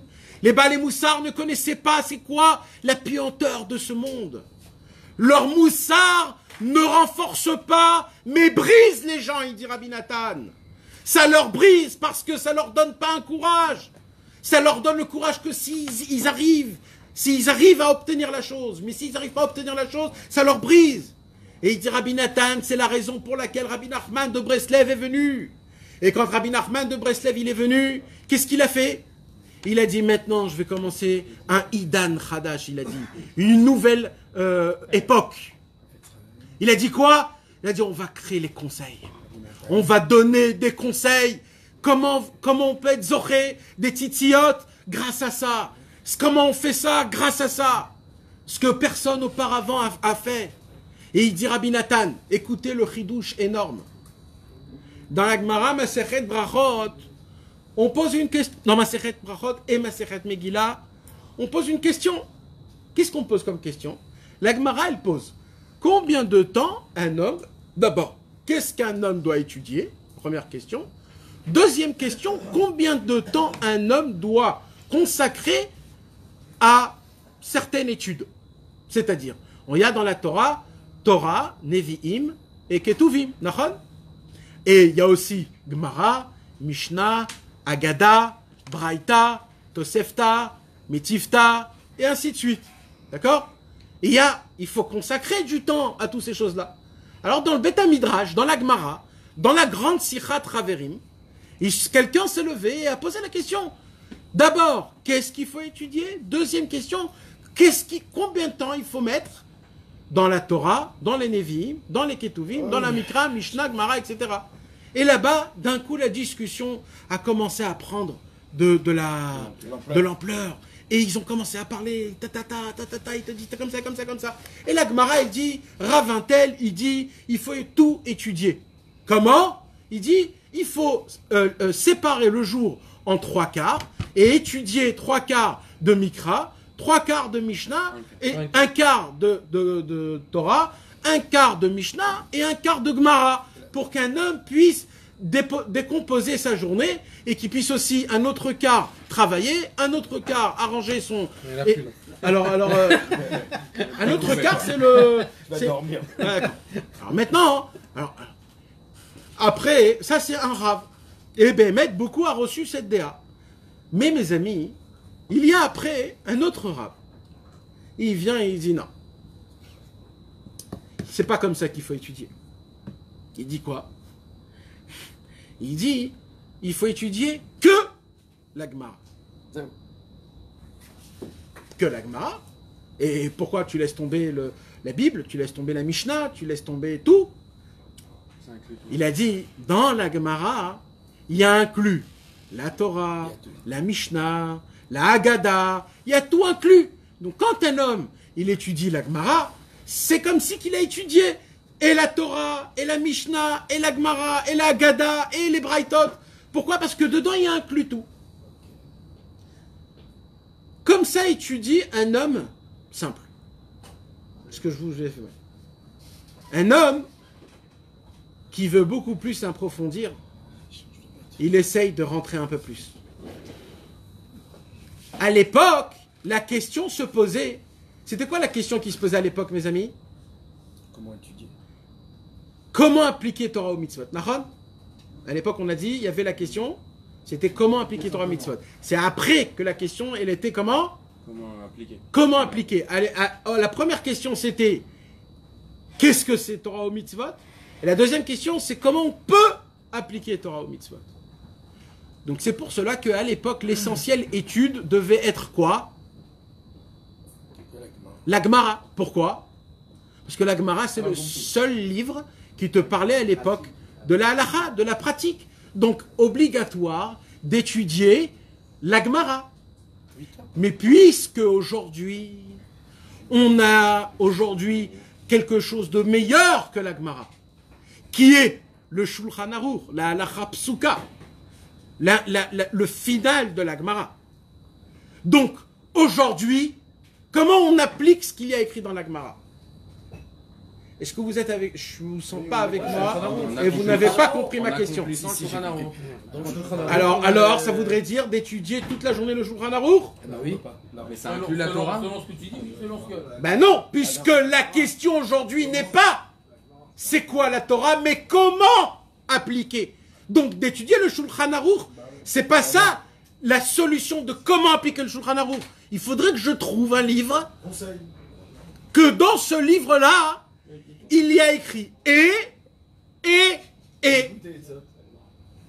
C'est facile de dire ce qu'on a dans notre ventre. Écoutez de Philote. Mais pour cela, mes amis, il faut dire ce qu'il y a écrit. Un jour, Rabbi Nachman de Breslev a dit une parole. Cette parole-là, mes amis, je voudrais que ce soir, on l'étudie pas comme un Africain qui est dans un désert de Sahara. Ce soir, je veux qu'on l'étudie comme un vrai chassid Breslev.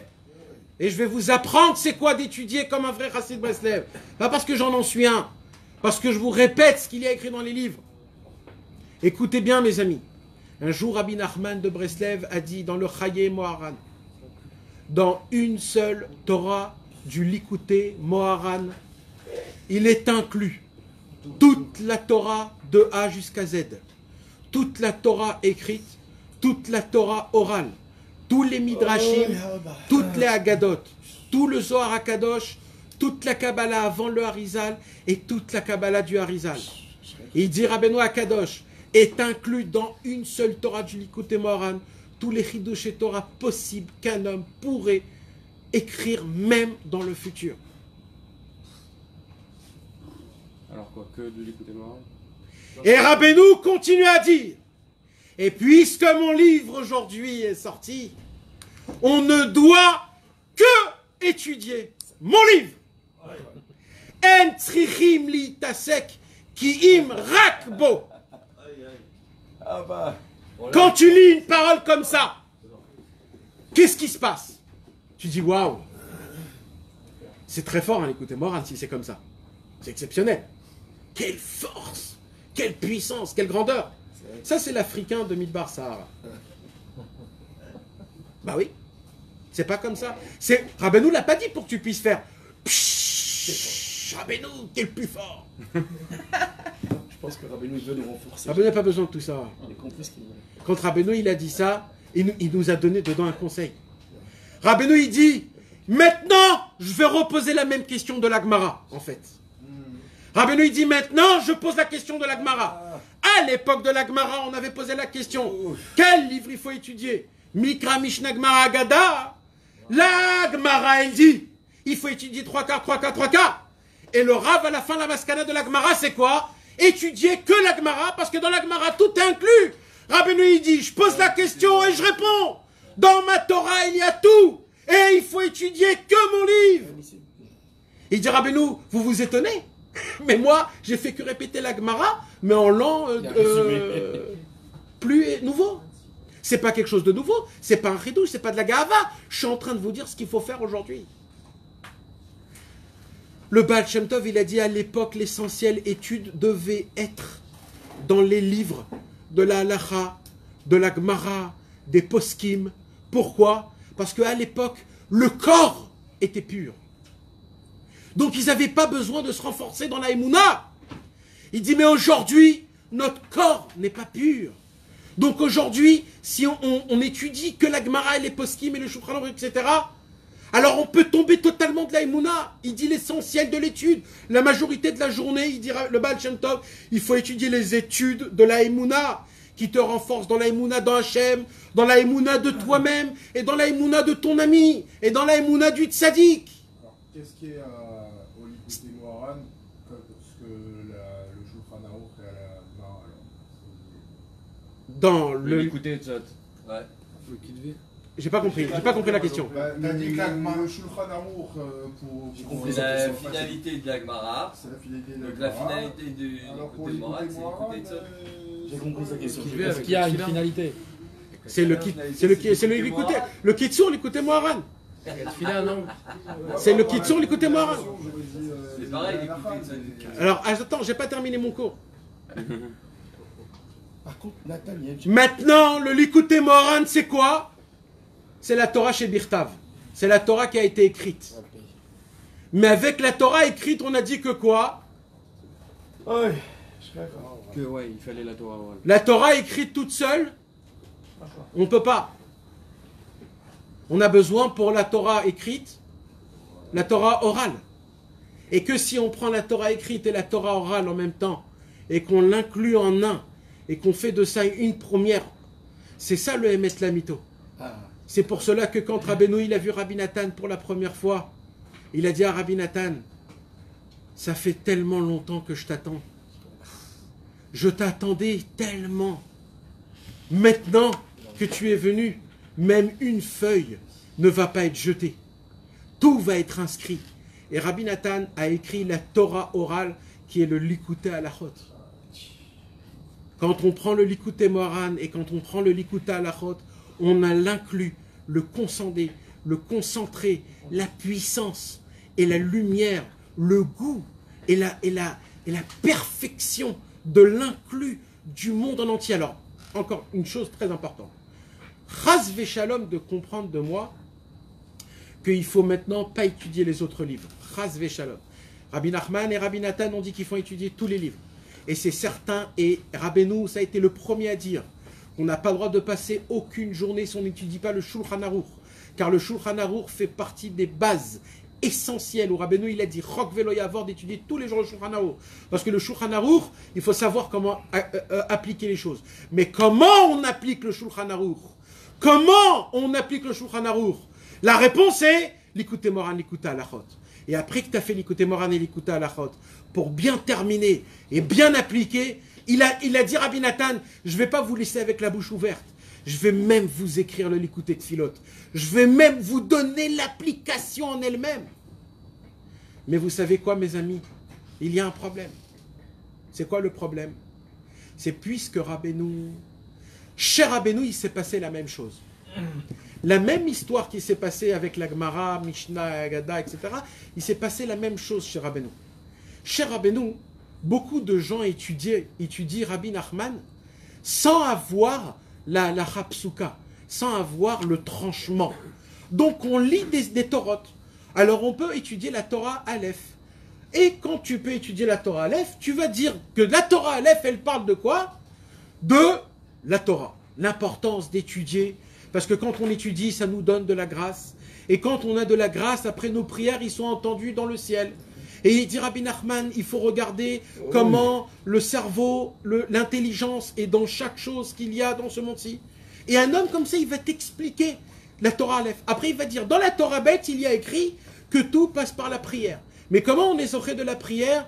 Grâce à la Shmirat Habrit. Comment on est zoché de la Shmirat Habrit? Grâce à la Tzedaka. Comment on est zoché de la Tzedaka? Grâce à la Zud Dikdusha. Comment on est zoché à la Zud Dikdusha? Grâce au Mishpat. Comment on est zoché au Mishpat? Grâce encore une fois à la Shmirat Habrit. Et ainsi de suite.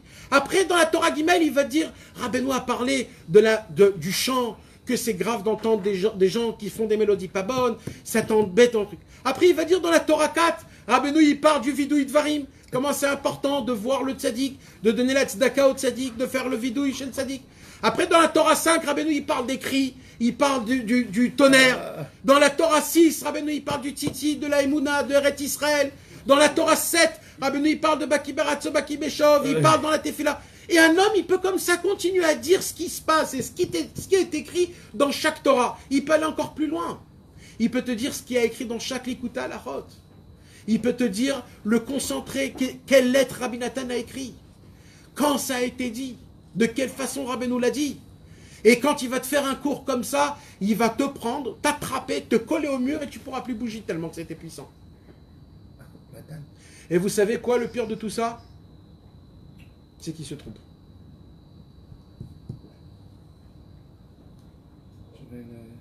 Et c'est qui se trompe. Et vous savez quoi, mes amis? Combien on connaît des gens comme ça? Et quand je parle des gens, je ne parle pas des gens, parce que je n'ai même pas envie de parler des gens. Combien on connaît des rabbanim, et même des tzadikim, qui sont nés ou qui sont pas nés dans Rabbeinu, qui connaissent tout de Rabbeinu, qui ont les plus grandes connaissances, qui vivent Kaviachol, Rabbi Nachman. Mais pas totalement. Pourquoi pas totalement? C'est parce qu'ils goûtent des autres vins. Et quand tu goûtes d'un autre vin, ça te casse le goût du palais. Et après le vin exceptionnel, tu ne ressens pas la puissance. C'est vrai ou faux ce que je viens de dire, Fred? J'ai une question. Le vin hongrois, tu peux mettre tous les vins dedans. Une question. Pourquoi? Ça change. Tous les autres corps, c'est améliore, ça inclut tout. Pourquoi? Parce que tu reconnais le vin hongrois. Donc même si tu Le bois vin, d'autres vins, non, tu reconnais le vin hongrois quand tu goûtes les autres vins. C'est pas pareil du tout. Quand tu goûtes les autres vins, tu dis, c'est pas possible que c'est le vin hongrois. Le vin hongrois, quand je l'ai bu, il m'a pétillonné le cerveau. Ça, c'est pas un vin, c'est un vin qui est très très bon.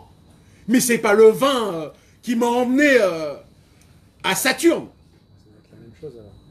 Mes amis, Il demande une exclusivité. J'ai une question. non, attends, Après, les Après, questions. tu peux À la fin.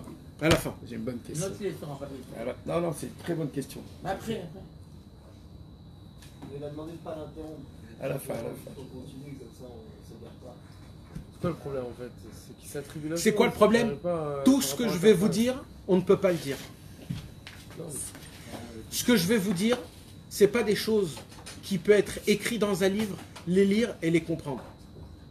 C'est pas quelque chose qui peut être dit par la bouche et que vous allez le comprendre. oui, ça suffit. Mes amis, je suis en train de vous parler de quelque chose que son importance est de la plus haute, du plus haut niveau. Et moi, ce qui me ronge mon cerveau, c'est que vous ne comprenez pas ce que je suis en train de vous dire. C'est que vous allez sortir de cette porte, comme tous les autres mardis, et de dire on a passé une bonne soirée. Non, moi j'ai compris. Mes amis, croyez-le moi,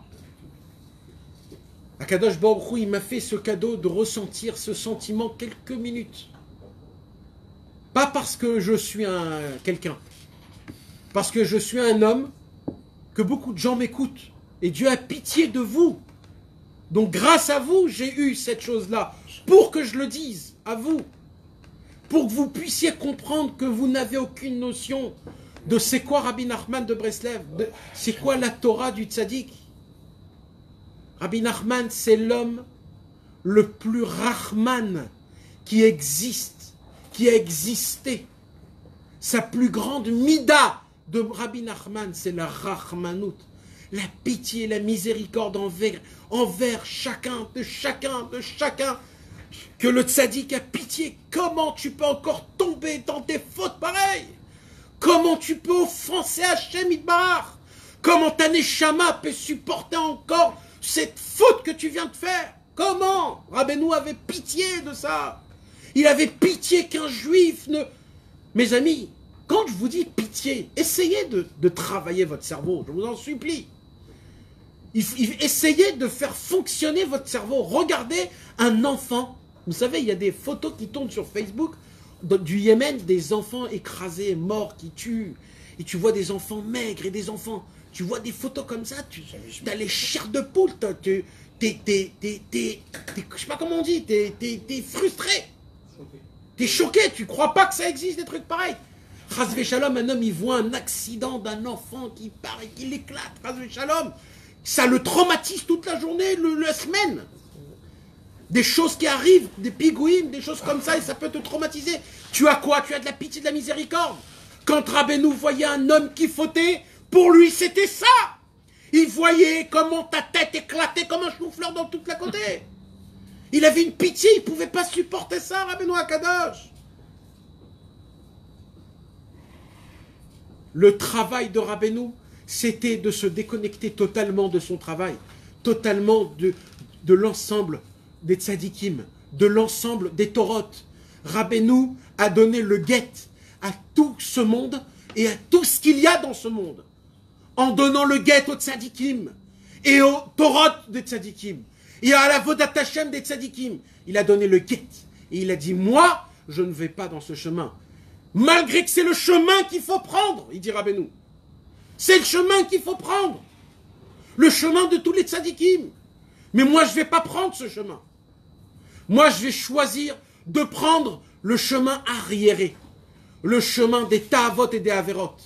Je vais être avalé par le Yetzer Hara. Je vais descendre dans des boîtes de nuit. Je vais descendre dans les mensonges les plus grands. Dans les passions sexuelles les plus salissantes qui existent. Dans les fantasmes les plus sales qu'on a dans notre cerveau. Dans les endroits les plus lointains où on veut oublier Hachem. partir total en délire. Rabbeinu, il a dit, c'est là-bas où je veux aller. Je veux pas aller, je veux habiter là-bas. Je veux être là-bas. Pourquoi? Parce que là-bas, il y a des gens qui se perdent. Et il n'y a personne qui descend là-bas pour aller les prendre. Quand un homme, il dit, je suis loin de Dieu, c'est pas un Chassid Breslev. C'est quelqu'un qui contredit Rabbi Nachman de Breslev. Parce qu'aujourd'hui, avec Rabbi Nachman, on ne peut pas être loin. Rabbeinu nous a donné tout ce qu'il faut pour ne pas être loin de lui, de Dieu. Il nous a dit de ne pas désespérer. Il nous a dit d'être content. Il nous a dit de se contenter de points positifs. Rabbeinu, il nous a dit de prier avec ferveur. Et Rabbeinu, il a dit, si tu n'arrives à rien faire, renforce ta volonté. Espère que dans le futur, tu arriveras. Et là, Rabbeinu, il a dit, Simchou al-Kochi, ki Kochi gadol. Appuyez-vous sur ma force, car ma force est grande. Il a dit Rabbeinu. Vous avez sur qui vous appuyez, il dit Rabbeinu Akadosh. Vous avez sur qui vous appuyez, ne dites pas que vous n'avez pas. Rabbeinu, il a dit, Yesh li ktafaim rechavot. J'ai des épaules à large. Rabbeinu, il a dit, poussez si vous avez besoin. Poussez-moi, vous allez voir que je tiens tout le temps. Rabbeinu, il a dit, mon travail est justement avec les gens loin. Et malheureusement aujourd'hui, quand on essaye de regarder dans les livres de Rabbi Nachman, alors il y a plusieurs niveaux. Comment tu regardes les livres de Rabbeinu? Il y a le niveau de Chorma, où il y a quelqu'un qui va essayer de trouver le vort qui se cache derrière la Torah. Il y a des gens qui vont essayer de trouver la beauté. Il y a des gens qui vont essayer de trouver le renforcement. Il y a des gens qui vont essayer de trouver les histoires. Il y a des gens qui vont essayer de trouver les ségoulottes. C'est quoi les ségoulottes de Parnassa? C'est quoi les ségoulottes de ça? Chacun, il va essayer de découvrir quelque chose. Mais tout ça, c'est pas ça. Tout ça, c'est des branches, c'est pas le tronc. Et Rabbeinu, il a dit, dans le futur, ça sera très dur de se rapprocher de moi. Comment un Africain du Midbar Sarah, il comprend ça? Que ça sera très dur parce qu'il y aura de la marloquette. Vous voulez savoir la vraie vérité? La vraie vérité, c'est pas ça, c'est quoi? C'est que ça sera très facile de se rapprocher de Rabbi Nachman comme aujourd'hui. Aujourd'hui, c'est une mode d'être un Chassid Breslev. Mais vous voudrez savoir, ça veut dire quoi? Ça va être difficile. C'est qu'on aura tous les livres, on aura toutes les sichot, on aura toutes les kalatotes, on aura tous les grandeurs de tous les livres, de tout. Mais personne ne comprendra ce que Rabbeinu y parle. Rabbi Nathan, il a dit dans le Likuta Halachot, j'ai mélangé des paroles, que j'étais obligé de les mélanger dans des drushim arukim. Pourquoi? Parce que malheureusement, il y a de la marloquette.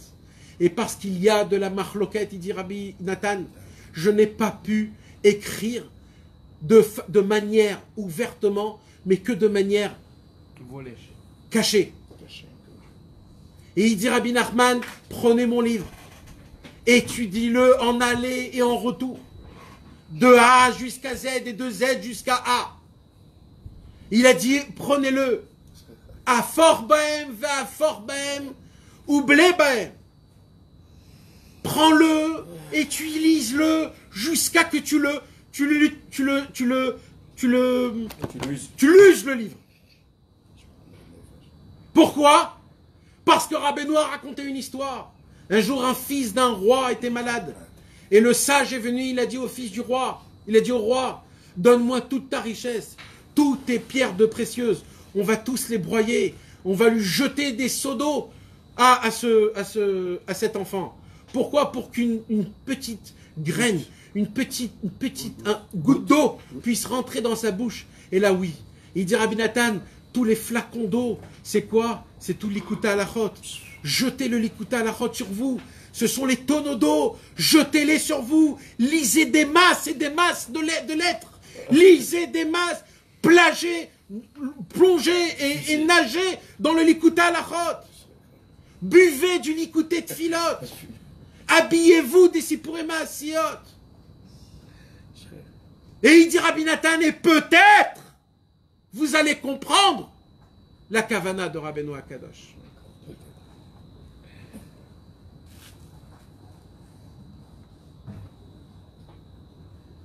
Et vous savez ce qui s'est passé, mes amis, dans Breslev avec Rabbeinu et Rabbi Nathan? C'est que l'histoire que je vais raconter. C'est pas de la Emouna, c'est l'historique.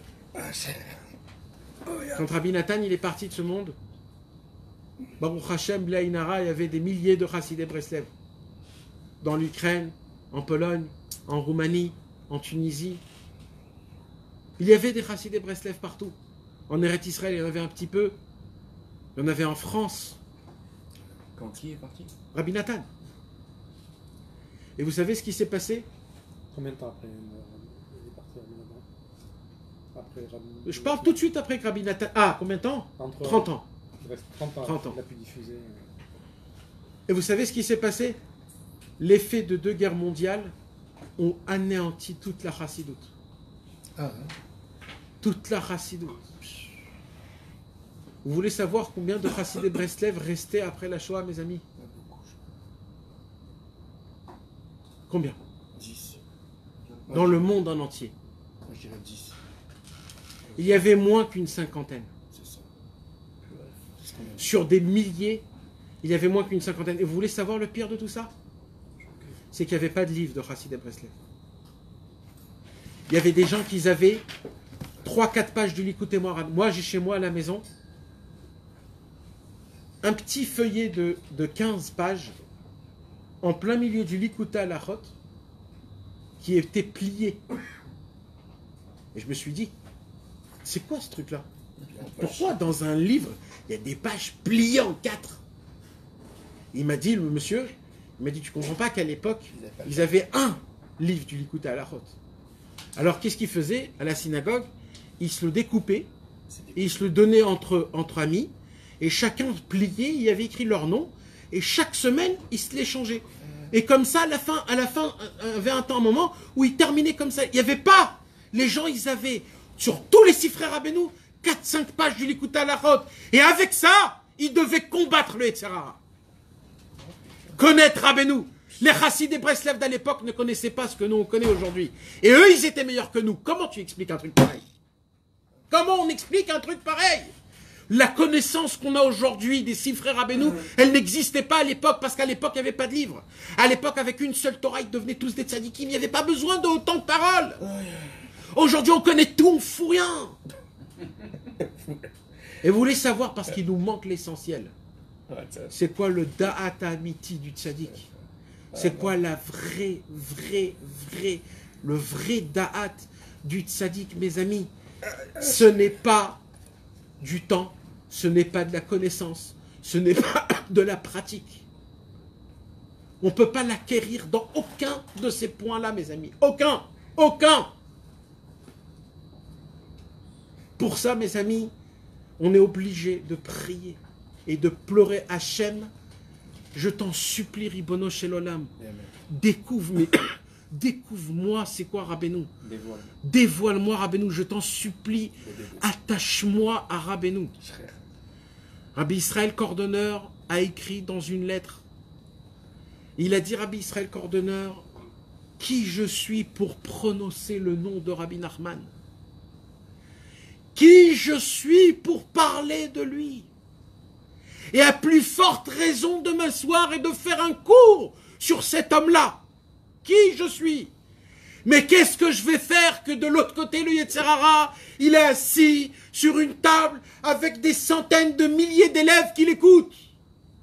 Alors moi aussi, je vais rentrer dans ce travail-là.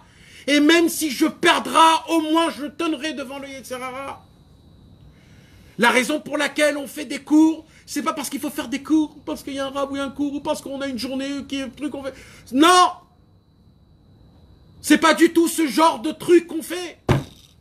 La raison pour laquelle on fait des cours, c'est pour crever les yeux du Yetzer Hara, lui faire montrer que malgré on est là et on fait le contraire de toi. Même si tu es plus fort que nous, et même si tu nous casses la gueule, mais nous, on fera toute notre vie à l'envers de toi, Yetzer Hara. Et puisque toi tu parles aussi, on parlera. Et plus tu parleras, on fera. Et plus tu fais de la fatsa des mauvaises choses, nous plus on fera de la fatsa du bien. Même si on sera des perdants à la fin. Même si à la fin on perdra tout. C'est un combat. C'est pas un combat qu'on doit gagner, c'est un combat qu'on sait qu'on va perdre. Mais ce combat il doit être fait, c'est un combat d'un kadosh, comment on appelle ça? Un kadosh méouné, d'un saint. C'est ça un saint. Un saint, il va dans le combat en sachant qu'il va perdre. Mais parce que le combat, il doit être fait. C'est pas parce que... C'est ça, les cours. C'est pas un cours parce qu'on a un truc, on a un peu de temps, ou alors il faut étudier, ou alors ce soir il y aura le cours de... C'est pas ça du tout. On est en combat, les gars, on est en train de combattre. Ça nous fait mal, on veut pas faire de cours. On veut pas faire de cours de base. On veut pas faire de cours. On veut que... Chacun il peut aller étudier, il y a des livres, il y a tout ce qu'il faut, mes frères. Il y a des livres en français, en anglais, en tout ce que vous voulez. Le L'écoutez Moran est sorti en français. Qu'est-ce que vous avez besoin de cours? Chacun, il peut rentrer chez lui à la maison, être un homme, ouvrir le livre 5-10 minutes par jour et terminer l'histoire. Pourquoi on a besoin de autant de choses? Parce que si on ne se réunit pas, si on fait pas, on monte pas à Kadosh Baruch Hu le peu qu'on peut, c'est de réunir, de faire un petit kibbutz et de dire à Hashem Yitbarach et à Rabbeinu Akadosh, regarde Hashem Yitbarach, on n'a pas baissé les bras totalement, on est encore là, on y croit encore, et on en parle encore, on veut, on y croit. Et vous voulez savoir c'est quoi la fin de l'histoire?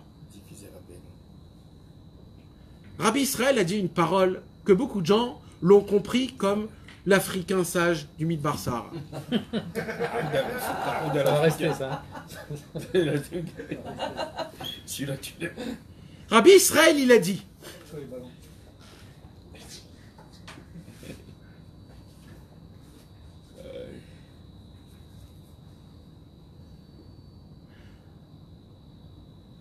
Dans la marloquette et les bisionotes, je suis plus fort que Rabbi Nathan.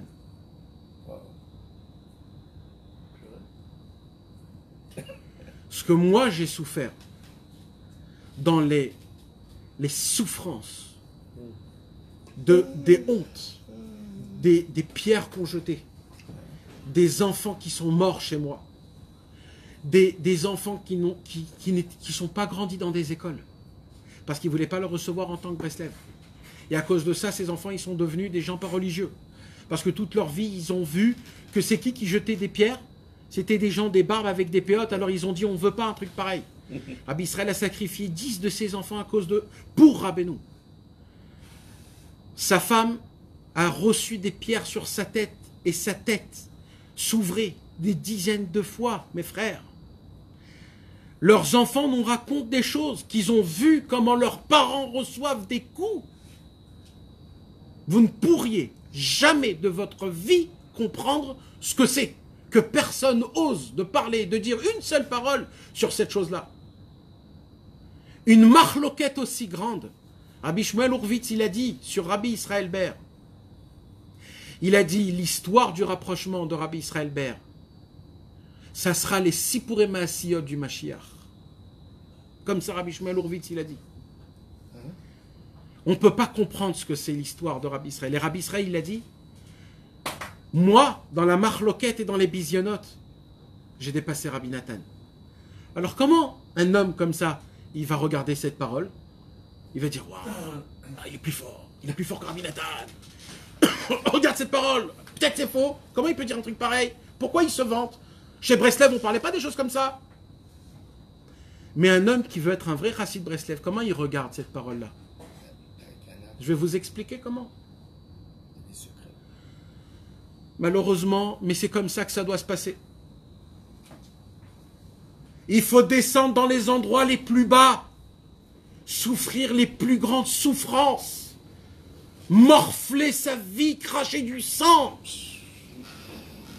Et si là-bas, tu essayes de ramener Rabbeinu, si là-bas tu essayes de te renforcer malgré tout, tu vas découvrir un Rabbeinu qui peut t'aider même dans des endroits les plus bas. Rabbi Israël est descendu dans des endroits les plus bas qui puissent exister matériellement et spirituellement.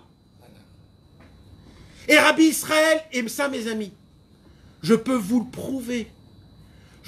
prouver des centaines de fois, dans les lettres que Rabbi Israël il écrit, que personne ne lit et n'étudie, personne ne voit les cadeaux secrets qu'il y a dedans, des joyaux comme il n'existe pas, des trésors, chaque mot des trésors, mes amis. Vous ne pouvez pas comprendre ce qu'il y a dans les lettres de Rabbi Israël, je vous le dis, mes amis. Je vous le répète, vous n'avez pas aucune intention de ce qu'il y a là-bas. Pourquoi? Parce que Rabbi Israël est allé dans des endroits les plus sales, les plus durs, où on te prend ton fils. Rabbi Israël à sacrifier son fils comme Abraham a sacrifié Yitzhak pour Hachem Yitbarach, lui pour Rabbeinu. Il a donné tout, il a tout donné, sa vie, ses enfants, sa femme, son argent, sa maison, ses habits, il a tout donné. Il s'est même rendu fou. Jusqu'à aujourd'hui, des gens disent que c'était un fou. Il aurait pu, Rabbi Israël, rester un homme normal, créer des yeshivot, avoir plein d'élèves et faire tout. Il a dit que Rabbeinu, il n'y a rien dans le monde que Rabbeinu.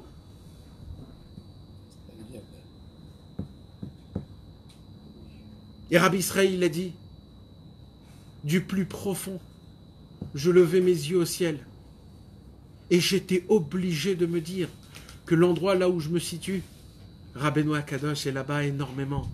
Et Rabbeinu a une lumière énorme qui doit m'éclaircir. Où elle est cette lumière? Et là, Rabbi Israël, il a pris le Likouté de Philot. Il est allé dans les montagnes de Tibériade. Il a crié comme un lion des nuits et des nuits. Rabbi Israël, il n'avait pas d'amis. Rabbi Israël, il était tout seul. Et il a obtenu ce qu'il a demandé. Il a dit à Rabbeinu, c'est pas une ségoula. Je veux, comme nous on prie pour la Parnassa, comme nous on prie pour la Refoua, lui prier pour la lumière du tzaddik. Éclaircis-moi, Rabbeinu, ta lumière ne m'éclaircit pas là où je suis. Je veux que cette lumière, elle m'éclaircit.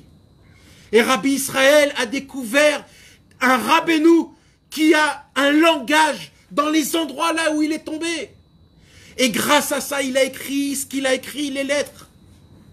Et vous voulez que je vous dise quelque chose, mes amis? Un jour, Rabbi Israël a dit une parole très forte.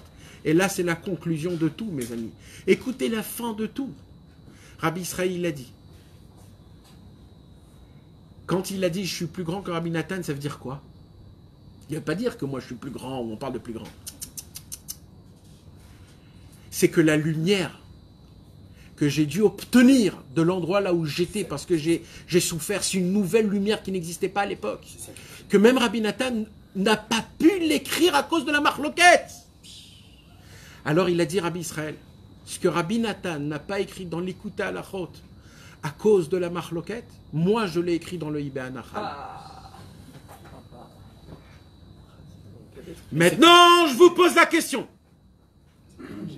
Dans le Hibé Anachal, il y a du Likuté Amoran, du Likuté Halachot, du Likuté Etzot, du Otsar Haïra, du Meshivat Nefesh, du Ishtaprut Nefesh.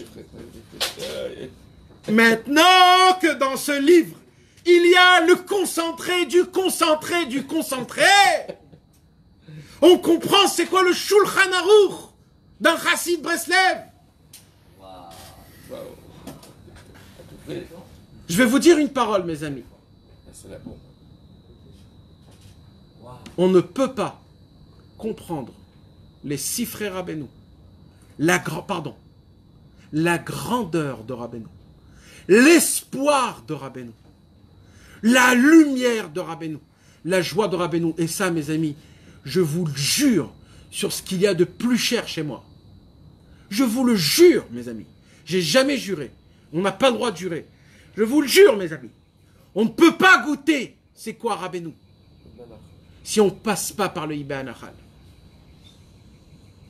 Je voudrais dire aussi une parole d'un rav très connu, Breslev, français. Je ne voudrais pas dire son nom parce qu'on est filmé. Mais après, je vous le dirai.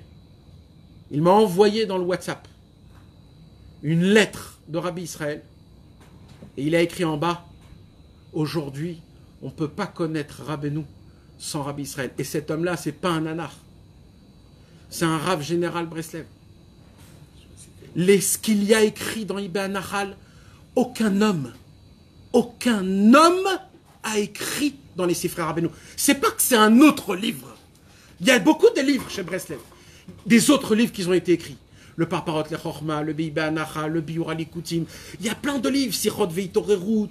Il y a plein de livres qui parlent de Rabbeinu, de l'avancement, de l'éveillement, du rattachement, de renforcement. C'est beaucoup. Mais un homme qui te dit c'est quoi la grandeur de Rabbeinu? Ou Rabbi Israël, il dit des choses que tu te dis, mais comment Rabbi Israël t'a fait? Comment? Vous savez, quand moi je les ai lus des centaines de fois. Mais quand je les ai lus, moi, de ma vision pour la première fois il y a quelques jours, j'ai eu très honte. Vous savez pourquoi? Parce que j'ai compris que je ne crois pas en Rabbeinu, comme Rabbi Israël le croit. D'un coup, je me suis dit, purée, j'y crois pas dans Rabbeinu. C'est-à-dire, il y a un niveau dans ma tête où ça s'arrête, la grandeur de Rabbeinu. Mais c'est pas possible que ça doit être comme ça. Comment lui peut voir encore plus loin que ça? Comment c'est possible que Rabbi Israël, il dit une parole énorme? Il dit que des centaines d'années d'obscurité de Touma, avec un brin de vent d'une seconde de Rabbeinu, il annule tout à tout jamais. Comment on peut dire une parole pareille? Comment on peut dire une parole pareille? C'est une parole, mes amis, que rien que d'entendre cette parole, il faut déchirer tous nos habits. Il faut se déchirer les habits, il faut crier, il faut crier, il faut se couper les veines. Quand tu entends une parole comme ça, ça va à l'encontre de tout ce qu'on connaît. Mais tu sais ça à quelle condition, Fred? Tout ce que je viens de dire à Shmuel, ça a une seule condition. Rabbi Israël, il dit, c'est qu'on étudie les livres de Rabbeinu. Faut s'annuler. Le plus que tu peux. Faut s'annuler, mon frère. Et pas les livres de 2e et 3e degré. Ah bah.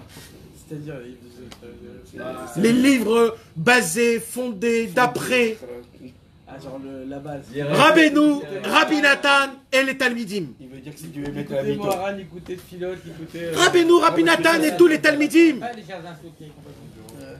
Ça, c'est du. Écoutez, le mettre la mytho. Lui, il a connu. Mais tu aurais pu- Vous savez, mes amis, même avec Rabbeinu, il y a Yehush Baolam. Parce qu'on peut se tromper. Mais quand on étudie beaucoup les lettres de Rabbi Israël, alors ça nous enlève ça. Ne croyez pas qu'on ne peut pas se tromper même là-bas. Même là-bas, on peut se tromper. J'ai pas compris ce que tu veux Même dire. chez Rabbi Israël, on peut se tromper. Je comprends pas ce que tu veux dire. Mais il faut quand même, il faut prier Hachem d'avoir l'attachement la plus possible, la plus émette possible. Mes amis, Mais comment- je vais vous donner un conseil. Vous savez, je ne peux pas tout vous dire comme ça. Parce que c'est très difficile. C'est très difficile. Et je vais vous dire quelque chose. Il y a une prière qu'il faut se prendre. Mes amis, je vous en supplie. Celui qui a pitié de son âme. Vraiment. Dès aujourd'hui, doit prendre sur soi-même que dès maintenant, jusqu'à la fin de tous les temps, qui prie cette prière tous les jours, au moins une fois. Tous les jours, au moins une fois, tous les jours de sa vie, jusqu'à la fin de tous les temps. Même dans le ciel, il faut continuer à prier cette prière. Ribono shel olam, attache-moi, be'emet la mito, à Rabbi Nachman de Breslev. Parce que plus je m'attache à lui, plus je pourrai te servir. Je pourrai t'appliquer ta Torah Bessimcha, à Shamit Barar. Je pourrai prier Bessimcha. Jamais je vais baisser mes bras. Je vais continuer à travailler, à avancer. Mes amis, vous savez pourquoi je vous parle de tout ça? Parce qu'on pédale dans le vide. On se fatigue pour rien. Et après on dit c'est trop dur, on n'arrive pas, c'est difficile. Eh ben mes frères, c'est possible. Quand il faut avoir la émouna dans le tzaddik, que le tzaddik il s'occupe de toi. Il s'occupe de toi le tzaddik. Comment il s'occupe de toi le tzaddik? Si toi tu t'occupes de toi-même à travers le tzaddik. Le tzaddik il voit. Qu'est-ce qu'il voit? Il voit. Est-ce que lui il a étudié aujourd'hui quelque chose? Par la puissance de la phrase qu'il a étudiée aujourd'hui, Rabbeinu, il rentre dans toi, il te travaille. Un homme qui n'étudie pas cette journée-là, ainsi frère Rabbeinu, il dit, mince, il n'a pas pris son cachet. Je ne peux pas travailler avec lui. Rabbeinu, il a dit, je t'en supplie, dis un mot. Dis un Yehush Ba'olam Klal. Dis quelque chose pour que je puisse rentrer dans toi, pour que je puisse travailler sur toi. Nana. Chante, Nana. Chantez, Nana. Sois Bessimcha. Ouvrir le Likutei Moharan. Lire, prendre, avancer. D'étudier le Likutei Moharan. C'est pas d'étudier comme tu étudies un livre de Moussar ou un livre de Torah. Qu'est-ce qu'il a dit? Je comprends rien à ce qu'il a dit. Alors pourquoi tu l'étudies? Je l'étudie parce que quand je le lis, j'ai de la simcha, j'ai de la émouna, j'ai de l'espoir. J'ai envie de servir Hachem. J'ai envie de travailler, j'ai envie de vivre une vraie vie. J'ai plus envie de voir les femmes, j'ai plus envie de voir rien. Et plus on étudiera, plus Rabbeinu rentrera en nous. Et avec tout ça, il faudra toujours demander et supplier Ribono Shel Olam que je sois dans le bon chemin, tâcher toute ma vie avec Rabbi Nachman de Breslev. Diffuser Rabbeinu. Lequel Rabbi Nachman de Breslev? Rabbeinu Akadosh, le Nachal Novea Mekor Chorma. Tous les jours, tous les jours, tous les jours, tous les jours. Fais pas ça. Que Dieu nous aide, Bezrat Hashem. Tu fais pas ça. Moi, j'ai un truc parce que quand j'ai